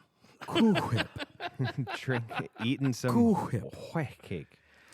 White. Yeah, and he But, gets so to they- talk about how like Anton has specifics, and we get a Right. little bit of the Yes. world of like There's okay, a history so there's there. multiple hit people in Yeah. this thing, and there's like a bigger thing in this whole world that we get a little peek at, but it doesn't matter that much because even though he can lay out some exposition for us and let Llewelyn know what he might be coming up against and that he's too old of a man for this country, it doesn't matter. He's gonna die too. Very true. Yeah. Very true. And it's kind of funny because the whole time Woody Harrelson's Carson Wells character has this hubris where he just thinks he's the biggest swinging dick on the block, and he may be a badass, but one thing that badasses will often tell you is there's usually somebody out there who's Bigger, more better badass. ass. Yeah. And Yeah. so even if there's a respect for Chigurh, I think that there's also a not even listening to himself when he talks about how relentless this person is, because he's not turning around and watching his back every single Definitely time that he's ego. doing something. Definitely some ego. If he wanted to kill Anton Chigurh, like that seems to be the contract, right? This is the new hanging I don't know. chad? I think, is the I think it's to get contract the is money. to get the money. It's just that the people who are the heroin dealers are going through every length that they can. There's the Mexicans who are supplying the heroin, who also have been given a transponder, and then there's the people who are going to be selling it in the States, which is what I think Stephen Root's the head of. Mm-hmm. They also need to find their product. They need to find their money, most importantly. right. And so it's to find the things that have been lost. And the heroin's been found, but the money is still up in the air. It's still loose. 2.4 minus expenses It's $1 crazy. million. Yeah. It's crazy. It's weird to me that they didn't just hire Talik. He's very good at procuring heroin. He's very good at hunting it Now down. this is what Talik should have been hunting, these types of operations. I'll give you that much. Well, and the movie does have some intense scenes that certainly get my endorphins running. But we do have this nice little callback where then Sheriff Ed Tom Bell has been met up by Kelly MacDonald's character, and whether he knows it or not, he's describing the murder weapon from Anton Chigurh. I think he was. Yeah. This gave me Columbo vibes. This gave me the vibes of when he's just talking it out with the person and laying out what he already knows is the truth. And he's just like, it might not be relevant really to you right now, but Yeah, I this is think what I it, this might is have what it is. fucking yeah. put the pieces Yeah. together. Yep. And viewers and listeners, when Casey says that they are given Columbo vibes, they know what they're talking They about know. because they were tremendously dressed as Columbo for our past Halloween. I believe that was Columbo. Thank you very yes, much yes. because I was slutty with it, even though it was cold out. So then we go from Sheriff Ed Tom Bell kind of Yeah. giving this story to then Llewelyn trying to come back into the country. And he's met up with this border guard. And this is where we learn, kind of Llewellyn's. We already know that he was a veteran, but we don't know how intense the tours were that He's was Rambo. on. Ultimately, it was from August of 66. August 7th, 1966 to July 2nd, 1968 is when Llewelyn served in Vietnam. 3 tours, and it seemed like it didn't affect him lightly. We can see it in his character regularly. We've talked about it a whole bunch. He seems like someone that is overly analytical and overly tactical about all kinds of situations, but also is someone that is not being tied down. Even though the woman at the trailer park didn't give up his place of work or anything like that, he probably doesn't have a regular place of work. Like, I'm just thinking about people in that time frame, in that scenario, the way that veterans were treated when they came back from that event. He's not like getting kudos all the time. Right. And it's kind of almost a bit of how, all right, so we had Tarantino do some revisionist history where, like, in Inglourious Bastards, Hitler's getting his face shot off. Well, the Coen brothers in Oh Brother, we already covered, like, this Klan rally, the lit up cross falls on top of people. Well, here in No Country, kind of the revisionist history is that Vietnam veterans are treated with respect, where maybe in certain parts of West Texas that actually would be true and, like, significant for the time, but oftentimes these are people who are just forgotten about. And so then after Josh Brolin's Llewelyn crosses back into the border, he goes to the same shop where he had gotten cowboy boots and socks earlier when he was injured. Well, now he's in hospital garb and needs to get everything else besides just the cowboy boots that he has on. And I can't remember the name of the actor that plays the shopkeep here, but I like that guy, and he handles it very well. Quite well. He's just Don't like, ask no questions. Just because the first time he comes sell in the there, man he's what like, he "Hey, wants." can I get shoes?" It reminded me very much of like a Terminator. I want your shoes, your hat, your boots and your your boots. motorcycle. Yeah. Yes. But we can see in this picture that the attention to detail that the set designers had for, like, making this look like it's 1980s West Texas is beautiful. And so then some of that same attention to detail that Ed has pointed out was lost on some of these other aspects of the movie is interesting to notice, because honestly, a lot of that went over my head before. So I enjoy seeing these things discussed. Right. So Moss retrieves the case from the Rio Grande and arranges to meet Carla Jean at a motel in El Paso, where he plans to give her the money and hide her from danger. Carla Jean's mother unknowingly reveals Moss's location to a group of Mexicans, telling them. Belle reaches the motel in El Paso, only to find that the Mexicans have killed Moss. Carla Jean arrives later and weeps when Belle somberly removes his hat. All right, so before we get into that plot point, I do want to just real quickly get back to Carson. Yep. I'm trying to. How do you think Chigurh found out about Carson? Did the accountant tell him? That's a possibility. I think that the only tracking skills we've seen from Anton so far involve the transponder. Yeah. I think that Anton is multi-talented as far as how he can track somebody down. And so Anton's still looking for Llewelyn. Well, because Carson finds Llewelyn, even if this is in Mexico, Anton knows that something happened right around the border. And so then he's looking for anything out of the ordinary. Well, Carson Wells, that's not somebody who you would normally see around here. So then you know that something's going on, and then you track that person. We're not necessarily explained how that happens, but Anton is a savvy guy. I don't doubt that he could find Carson Wells' hotel right along the border. I feel like this movie presents us with a difficulty in that, like we said, it's going with the Cormac McCarthy book. It's going along their timelines. It's written in a specific time. It answers questions that I think we have now because we're so used to being more in contact with people over time and being able to catch up with people are doing more now. This is damn near the time where serial killers were just like walking the highway and could just like you just go to another place and be like, hey, you say your name was Ed? Oh, okay. I actually knew somebody else named Ed from another place, but you're not that same Ed, right? Yeah. You're like, no, I'm not even Ed anymore. I'm Ned. I guess that's it. So the reason why I asked this is because I was thinking as watching it, like, so if his tracking skills led him to Carson, is it a thing where he just wanted to eliminate Carson from the picture? Because, like, if he found Carson, then surely he could find Llewelyn and just go straight to the source. I got your answer. Carson says it for us. He'll kill you because you were an inconvenience. Okay, there you go. Yeah, he does say that. I think that's what it kind of lays down to. Is there's just a point where people. And I also lay out- just want to because I'm like, if he sees Carson and he tracks Carson and he's he then killed the knows- Mexicans for the same thing. No, They're I'm all in just the saying, way then of he him. knows he's talked to Llewelyn, and Loose chads. why not just, like I said, go straight to Llewelyn? But he's an inconvenience, so I like that.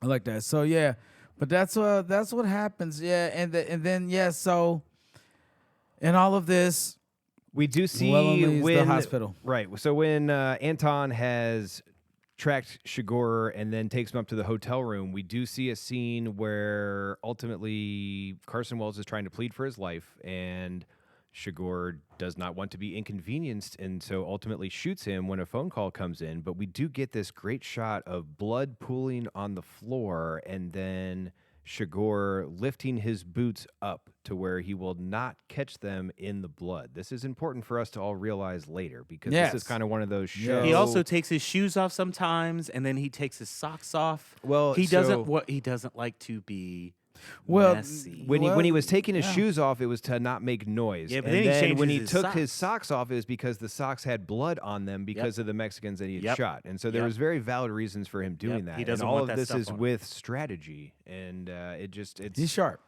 yeah. about as sharp as the point on them boots.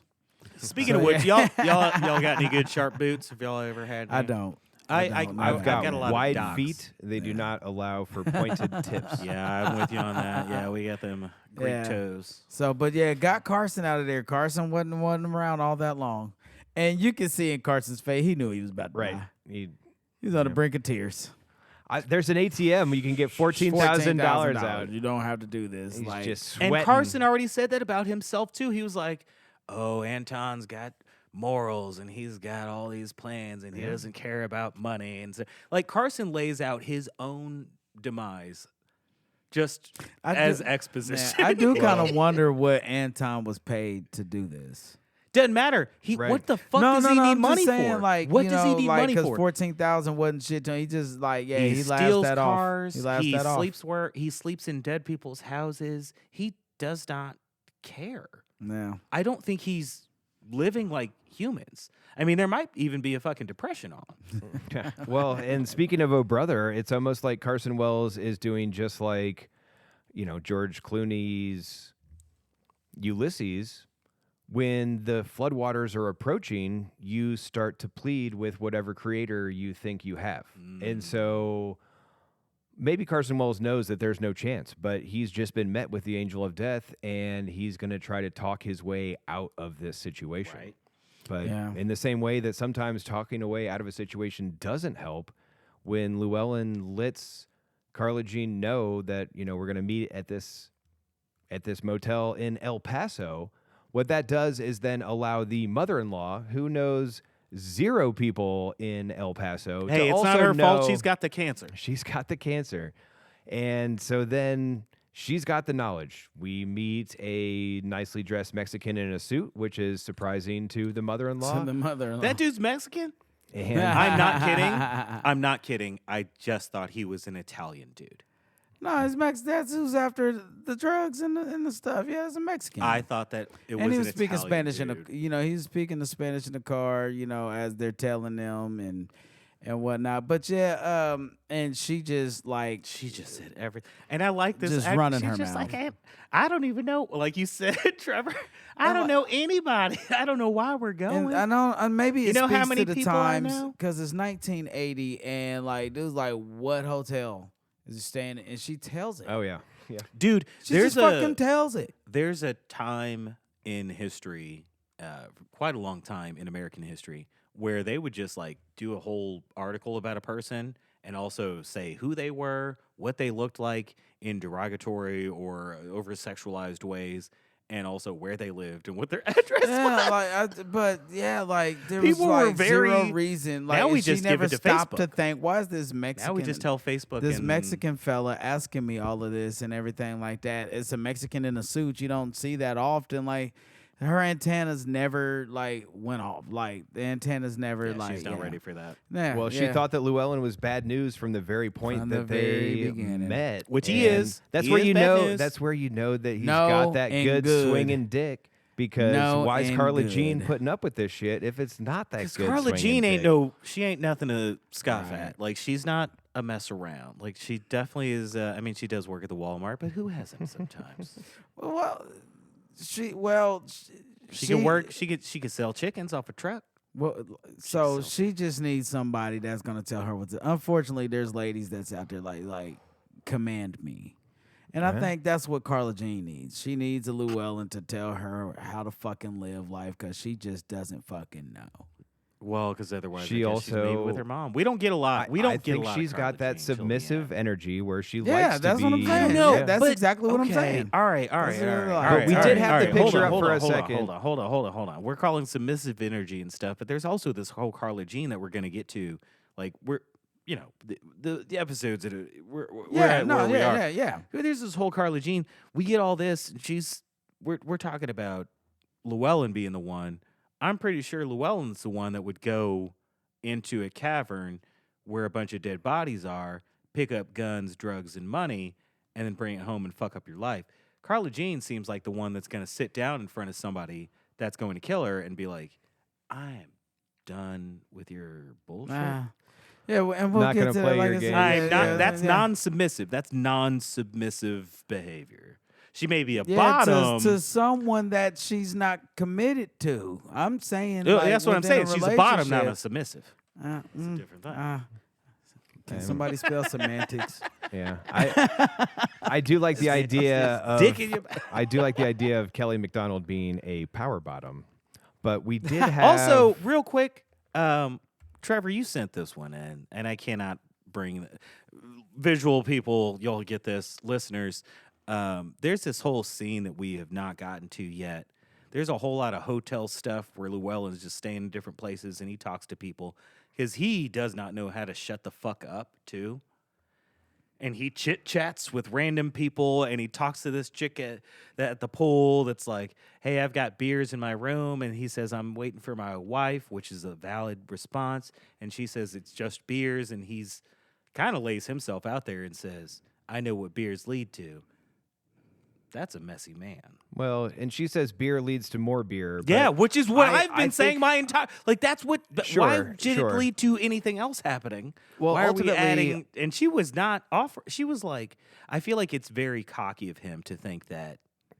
She Oh, was please. not She just was trying throwing to... it out there. No, quite possibly. She was So throwing I don't know. So As a ultimately, person, in the I'm novel, that person that would have also just said, She's throwing it hey, out cowboy, with your... I actually would have thought that was a pole cue on his back. And I wouldn't have thought it was a gun. And it would have been like, hey, you want to drink some beers by the pool and then go play some pool? she does 'Cause call that him. sounds fun to she me. does call him Mr. Sporting Goods. But Sporting Goods. the whole thing with that is that in the novel, that character is more embellished upon. And having not read the novel, this is just from researching okay. the She movie. needed But that more. runaway is a bigger part of the novel. But I think what we see from Llewelyn is he thinks that he is past the danger zone. Yeah, he's chill. I He think so, knows yeah. that Chilling. he He's knows chilling. that shit's still crazy, but he has removed the transponder so he can't be tracked in the same way. So then he has gone to a place that's not Odessa, that's not where he's from. This is, El Yeah. Paso, but ultimately Yeah. an area where how would Chigurh know? Well, And he Chigurh's definitely a great didn't tracker. know that the Mexicans the knew. cartel Right. knew. Yeah, He didn't. He really... Well, I think he had one or the other in his mind. He was like, someone's chasing me.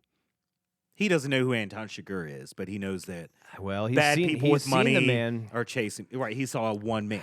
And then he doesn't know about He the also Mexicans for talked to him sure. on the phone. He does Well, not know about the Mexicans, but no. he knows that Chigurh's coming. Llewelyn, what mean, we've he's learned done. by this point is Llewellyn's got a little bit of a heart.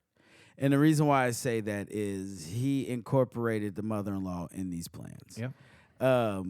Because if he doesn't do that simple thing, Yeah, if he she does would've like been it, dead like anyway. well, yeah, she's dying of the cancer. Like I don't even she's not part of my game plan. I'm gonna be honest. He's like, I'm you're gonna telling be Carla all right Jean- on the phone. He's like, you're gonna be all right, and she, Yeah. and then I loved. Ain't nobody And- gonna bother her. And Carla Jean's gonna do whatever. Like ain't nobody gonna. Carla Jean, this is what I need you to do. Here's I a need you to go poppycock here. I'm gonna throw I out need you to real do quick. this. Poppycock that when he says that exact. Say that sentence to me again. What did he say to her? Ain't nobody. She's not going to bother anybody, but I think it was more that ain't nobody going to bother her. Ain't nobody gonna bother her. That's bullshit. As Poppycock, he knows that the people that are chasing him will kill the dude that works the front desk without him hearing it. To say to my partner, no one's going to kill your mother even though you're attached to this, instead of saying, no, seriously, like you need to kind of motivate yourselves and her to get out of this scenario. Because Mom's not part of the plan. Yeah. she must be a bad mother-in-law. No, this must be a it's not serious just problem. that. Like, so your life is on the line, $2.4 million. If you want you and your wife to get out of this situation a lot, you cannot think about the mother-in-law who is dying, who's literally dying. She does have the of cancer. You know what I mean? So what's going to sound fucked up here is if I'm Llewelyn, she may end up collateral damage. Straight up. Well, Yeah, you know, she's and But then, because and then the cold question blooded- so becomes, to my original point, he has a heart. He includes her in the escape plans, and it cost him his life and old girl's life by the pool. She was just out there trying to have some pool beers. Yep. Yeah. It's collateral damage. It's Collateral collateral damage damage. for I'm not sorry, coming to listeners. terms with what you've done, which was take something that wasn't yours, and when Yep. given the option to give it back and sacrifice yourself, you chose to fight on. And Which I'm not is saying Anton I would Chigurh. even chosen differently, but the repercussions from that choice will be felt and reverberate through the rest of this movie. Motherfucker, Yeah. I told y'all before we even started recording, I was like, I see any of that scenario, I see that bodies and cars and even the dead dog and everything. I'm backing out. I'm walking through my feet like I'm going through the snow like an Eskimo, which I think is He actually couldn't a help term I was himself. saying. That But might be the sensible choice, but they that's- don't make Yeah. that into a movie Yeah, no or doubt, a no novel. doubt. Yeah, it's a very short No film. My doubt. film you, is you, just you see some cars in the middle of the desert. I go you home and kinda fuck my know what's cool going wife. on. You kind of know what's going on. So Yeah. when you see the cars are still parked there, there's nobody else, literally nobody else around for miles that you can see. that you can see. Even though you're a hunter and you know that like- being seen by predators I got is that. I not the mean, way look, that look. works. He's a hunter. He looks. There's nobody around. If he Yeah. doesn't go back, like who fucking knows? Yeah. The but, going back was but wild.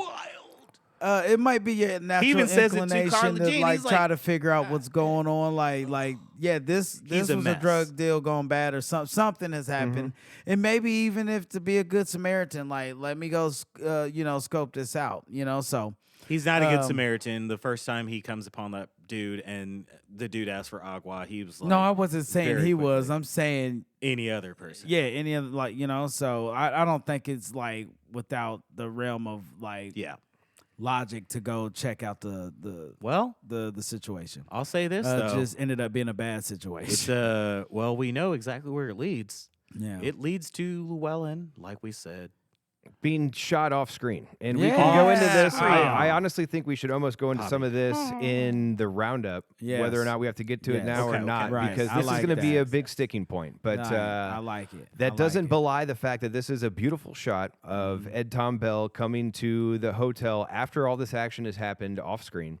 And we have this silhouette of the shadow, and it's kind of just like in the same way that both Sheriff Ed Tom and Anton Chigurh were sitting on the couch and had the reflection on the TV. Like they're in these same spaces, but just not at the same time. But at the same time, the filmmakers make you think that Anton Chigurh is behind this door, that he's coming to go inspect the scene is after that the what you fact. thought?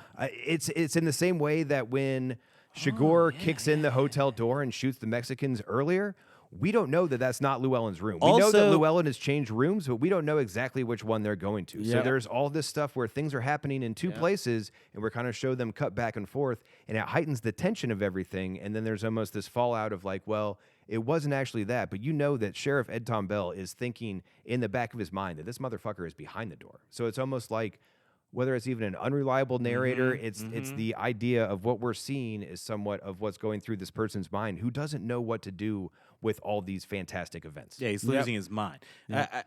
It's Which is his whole narration, everything that he's about. Like I'm from a different time, where why are you things were not retiring? like this. When Yeah. everyone, when his dude that talks about, and that also, hence the name of the movie, No Country for Like. I am too old for this. This is not a yeah. they're too yep. old for this. I think it's his uncle. It's his Uncle Ellis Uncle that he Ellis. goes and visits, and that gets to kind of where it's almost like This is the after effect of the climax, and it's the climax that we don't even necessarily see on screen, but it starts to try to tie together some of the themes of what this movie may actually be about.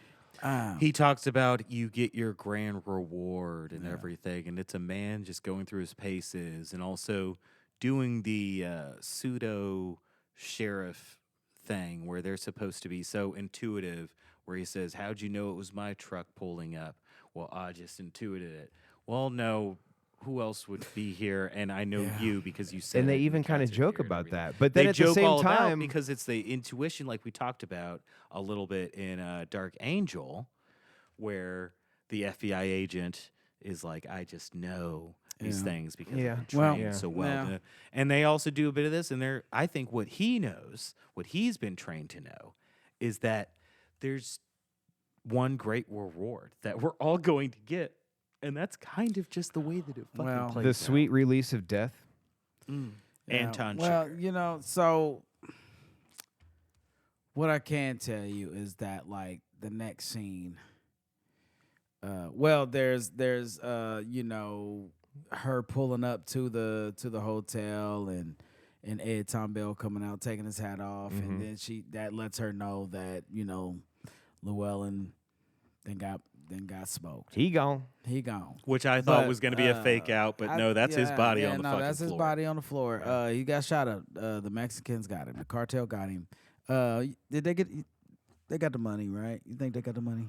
I didn't see anybody with a case. I don't, Yeah. because at the same time, when Sheriff Ed Tom Bell investigates the room afterwards, he's looking up into the vent. The vents. And those vents were removed after the fact when Anton Chigurh came back.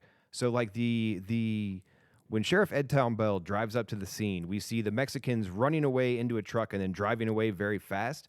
That's because a firefight happened. Right. I don't think that's Right. because they found the money. firefight. Because I don't think that they got the money. Okay. So then I That's what think I think. Chigurh goes back. He revisits the crime scene just like he had done with earlier crime scenes. Yep. Finds the shit that he knows was hidden in the fucking vents because he had searched the hotel earlier and seen the vent stuff. And so then at that point, I believe we are to believe as the audience that Chigurh has recovered the money, but it doesn't matter because he gave Llewelyn the option of returning the money and saving Carla Jean's life. Llewelyn did not choose that option. So after this woman with cancer and she dies, says, "Not like that, not like that." And I think that's a perfect response of her being like, "You're framing this the way that you're framing this," but that's because there's a nuance to it. That is what happened. He did have that option, and he did not. But the way that Chigurh is coming at it is like, "Oh, I mean, I kind of wanted to kill you."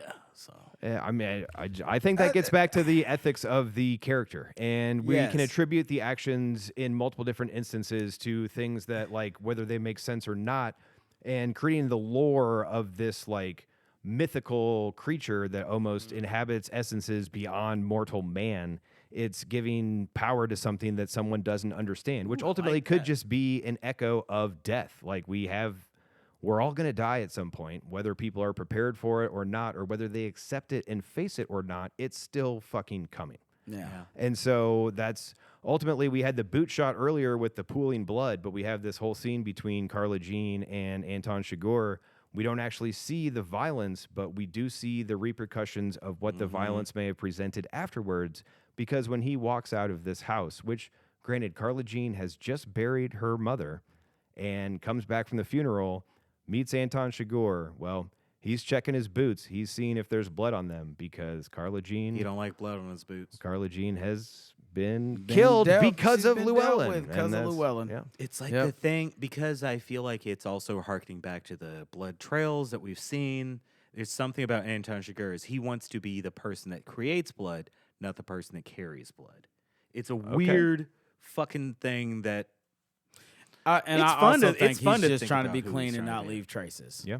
Yeah. Yeah. Although he leaves messes, sometimes he'll blow up a car right in front of a place, and there's no cameras in there, so there's nothing to worry about. So he just blows it up and walks in and grabs whatever. Yeah. He But then leaves the we house, get into what everybody loves to hear, which is somebody else talking about their dreams.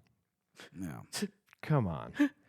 I get that it's a Hey, I narrative thought you were. device. Hold on. You're gonna skip over the weird. Okay, you're right. topless You're That's right. where I was scene. going to. Thank like, you, yeah, he thank gets you. in the car, he's Uh, driving away. And, I'm just gonna he say gets blindsided. a bit of a red flag. I don't know. I don't want to cancel Anton Chigurh. I don't want to be the person to do that. But I think it's a little weird to buy shirts off of little boys. It's just not a thing that regular people do. Anton, be better. I think this is just Casey covering their tracks after having a chapter named Casey's Kids Corner on an episode a couple that episodes happen? ago. I didn't remember that. You got to look at those Did we do the whole timestamps. Barty episode? I'm sneaking that in there. Hey, you got to. This is 1980s Texas. Yeah. There's shirtless boys all over the all place. over the place, and you got to do what you got to do. You got to sling. You got to sling that arm. I'll take y'all's word on shirtless boys all over the place. It was a different time. You my got to. friend. You got to Different sling the arm. I would have bought the shirt. No, thank Off you. of the boy. Yeah. But it is a nice parallel to obviously Llewelyn buying a shirt off those frat boys earlier. And so these are characters going through similar situations, even if different things brought them about. And Yeah. it shows the resourcefulness and it shows that And he like, was actually in a car accident. Like, you Right. know, the boys are asking. shit. You Yeah, he know, was in a car Llewellyn, accident. yeah. But it shows Motherfucker. how, in the moment of most dire desperation, money really doesn't matter that much. Like, you've been chasing these millions of dollars, but what's $500 for a shirt? What's $100 for a shirt? And You that know, kid like, doesn't these want are- $100. Like he's like, no, willing to give it, but it's also just a matter of respect of like, I'm in a tight spot, and so I'm going to offer you he's in a something tight spot. that's way more than what you would ever take for this thing because I need this thing more than you could possibly Because imagine. money doesn't matter. Yep. Yep. But what does matter And then- is And then, rounding this bad boy up. yeah, I mean, yeah, feel we'll like- get to that, but we also gotta talk the dream about, scenes. talk about the dream. Yeah, Okay, like all so right. after Anton and you know, Anton Bell is now officially retired, and he's telling these, he's talking about these dreams he's had. Two things happen in the dreams, and I don't care. I'm not cutting you off. no, I'm cutting the film off. I don't care. Like this. right now I get This it. Like this was so, nothing to. I would have rather the film end before this point, and not have this scene at all. Talking about, like you said, who gives a fuck? Talking about your dream, and there was a fire lit, and I knew there would be somebody there. What? no, I get it. Hey man, I I, get don't it. know what you're talking about. Like Yeah. I get that's what you do when you're And then in a it long literally- term and then relationship, literally having coffee just in the morning. roll credits. Yeah. Yeah, roll credits. Silently. So, Silently, it just So fucking you're rolls. right. So you're absolutely right. Let's go ahead Jesus and do Christ. it for the people. Let's go Yeah, ahead and we do might it. as well. So yeah, there it is. It's time to round this flick up. Round 'em Okay, up. It is time to round it up. And before we do it, real quick, Casey, how's the Poppycock meter work? You know, I'm a real big fan of bowling, and we're going to get into that pretty quickly in this chapter of Coen films. But this film is golf, not bowling. We're talking about 1 out of 5. We're talking about Real Genius versus Reel Poppycock. That doesn't mean it's a bad film. It just means a film that contains a whole bunch of what? Yeah. So that's how the Poppycock meter works. And so, do we have any volunteers of who wants to start? You want to go? I'd love to Casey's go first. gonna go first with their rating of No Country for Old Men. Yeah, I think that this film is beautiful to look at. It's also kind of easy to stop looking at. It hits me like I can understand that it was a novel because it hits me like something that I would just pick up from time to time and just get another little chapter and be like, "What the fuck happened? Wait, who? Yeah. What did? Wait, what? What? Wait, who did what now?" Oh yeah. And why did they do that? Because there's a whole lot of non-motivation in this thing.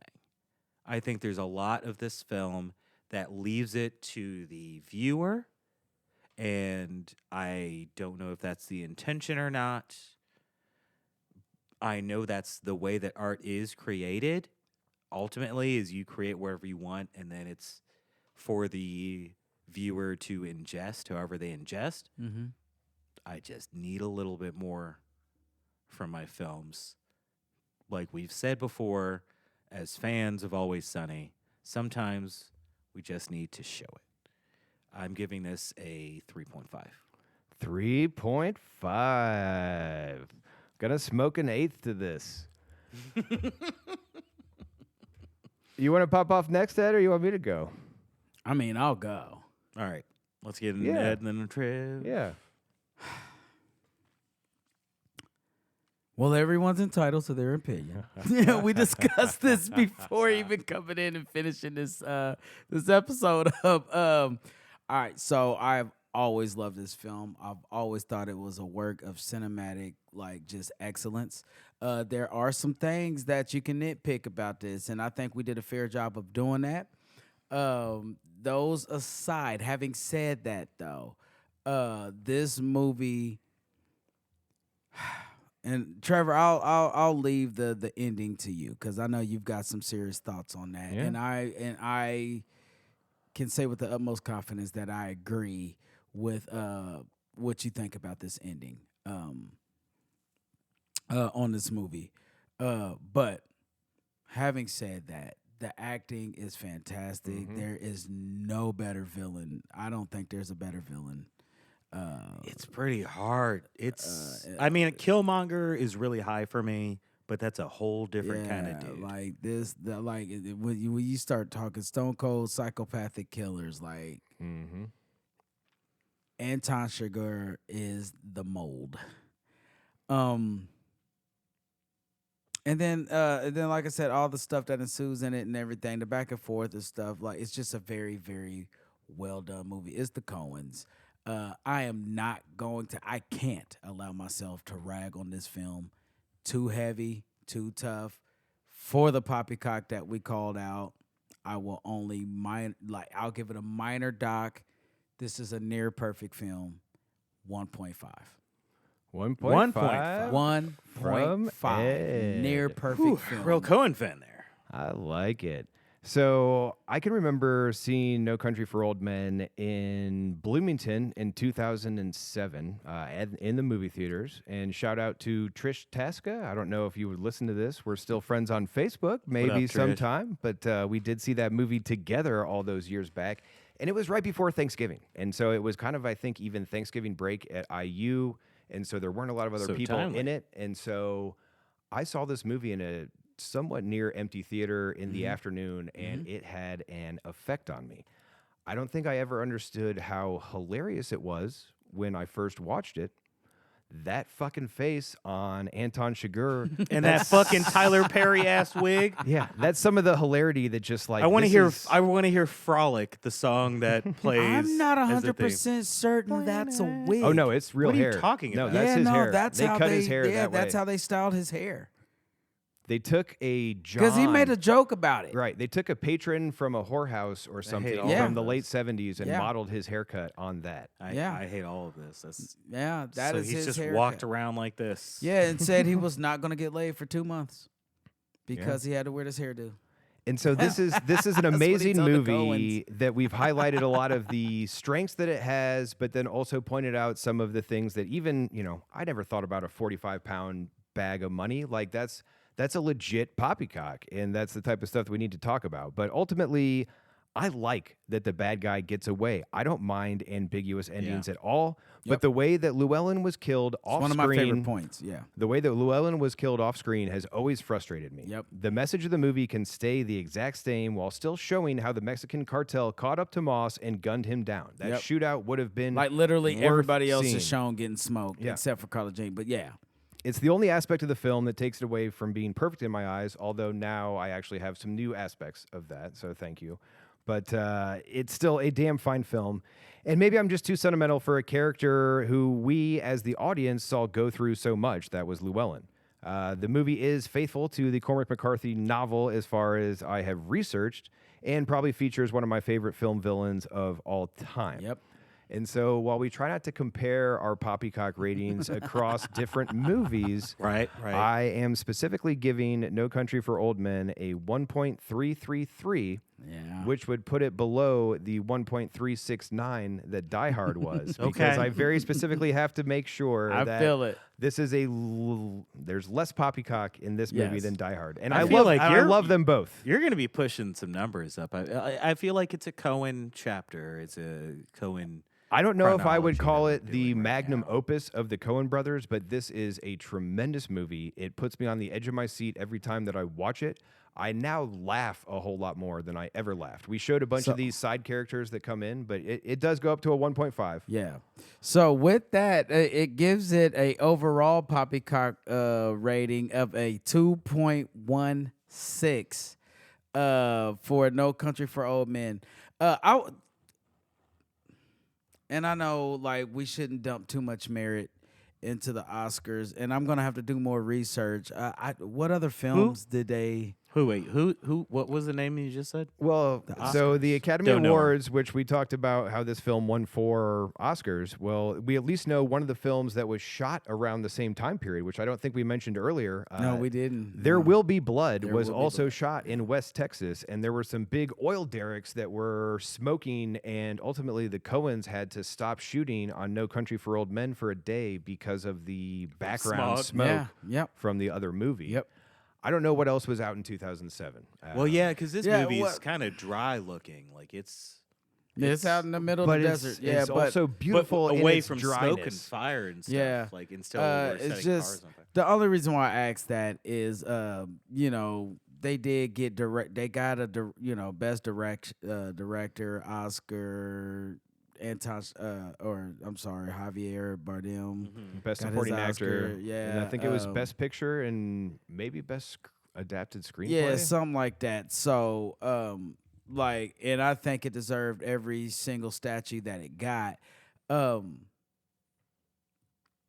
There's I know there's other Coen movies that we all might like more for other reasons, but like this is kind of the antithesis of what they can do with the film, and I think the credit that it got with the different awards and stuff like that. And throws especially that home. following a string of movies that weren't some of them were commercially Right. successful, but like Intolerable Cruelty and Lady Killers, Killers. and The Man Who Wasn't There Talked were about the Lady 3 Killers? movies Yeah. between Oh Brother Where Art Thou and No Country for Old Men. Yeah. And so those are actually not my strong suit of Coen's knowledge, but it seems like the critical appeal of many of those wasn't super high. And so then when No Country came out, it's like, oh wait, Yeah. Coens are back. This is some of that Fargo type Right. of shit. This is some Right. of that, Oh, you know what? Yeah, I like that. I The forgot to comeback. call out. I gotta call it before we Okay, wrap what do this you up. got? Like What do you just got? real What do you got? quick. What do you Yeah. got? Just did anybody catch the call back to Raising Arizona in this? So it wasn't sticking up a Piggly Wiggly. No. Yeah, Because in nothing Raising about- Arizona, No, they 'cause stuck there's up a lot of something that else. going on in there. Yeah. No, I don't think anything was ever stuck up in this movie. Now the callback is when Anton Chigurh is driving over the bridge and for whatever fucking reason Shoots just the shot crow. the bird, just like the Traveler. That's right. did.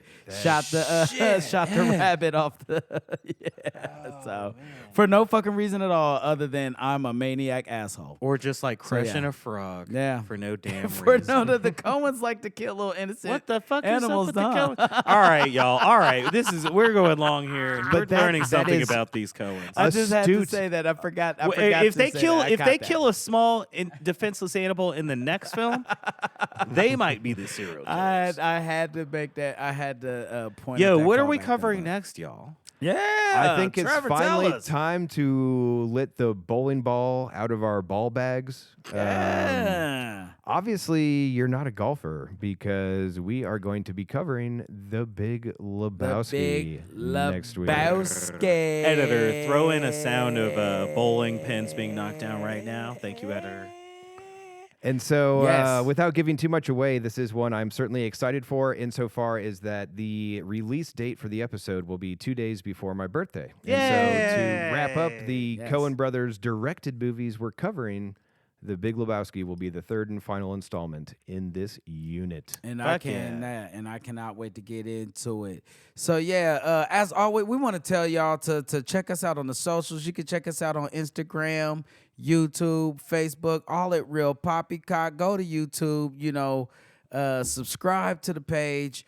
Get your view on, check us out. We on camera now, but if not, continue to listen on your favorite places to listen to podcasts, and always want to encourage you to tell your friends, co-workers, loved ones, acquaintances, people you walking past on the street, and let them know about the pod. Tell them, give it a listen, and tell us we're crazy. Come on the comments and say, you know what? I'm a beast. I can throw a 45-pound bag of money over a 20-foot tall fence. Yeah. So strong men, let us know. Strong women, let us know. Yeah, what do you rate No Country for Old Men? Let us know all of these things. Let's get interactive, okay? All right, let's do it. Let's get interactive. Okay. All right, we're gonna get up out of here though. As usual, we've been your host for today's episode. I'm Ed. This was Trevor. And this will still be KC. We out. Bye. Definitely Poppycock. For tips? Yeah, but during an alien invasion, please. $2.13 an hour, and she's trying to pay taxes on that. That's Poppycock. All the way, Poppycock.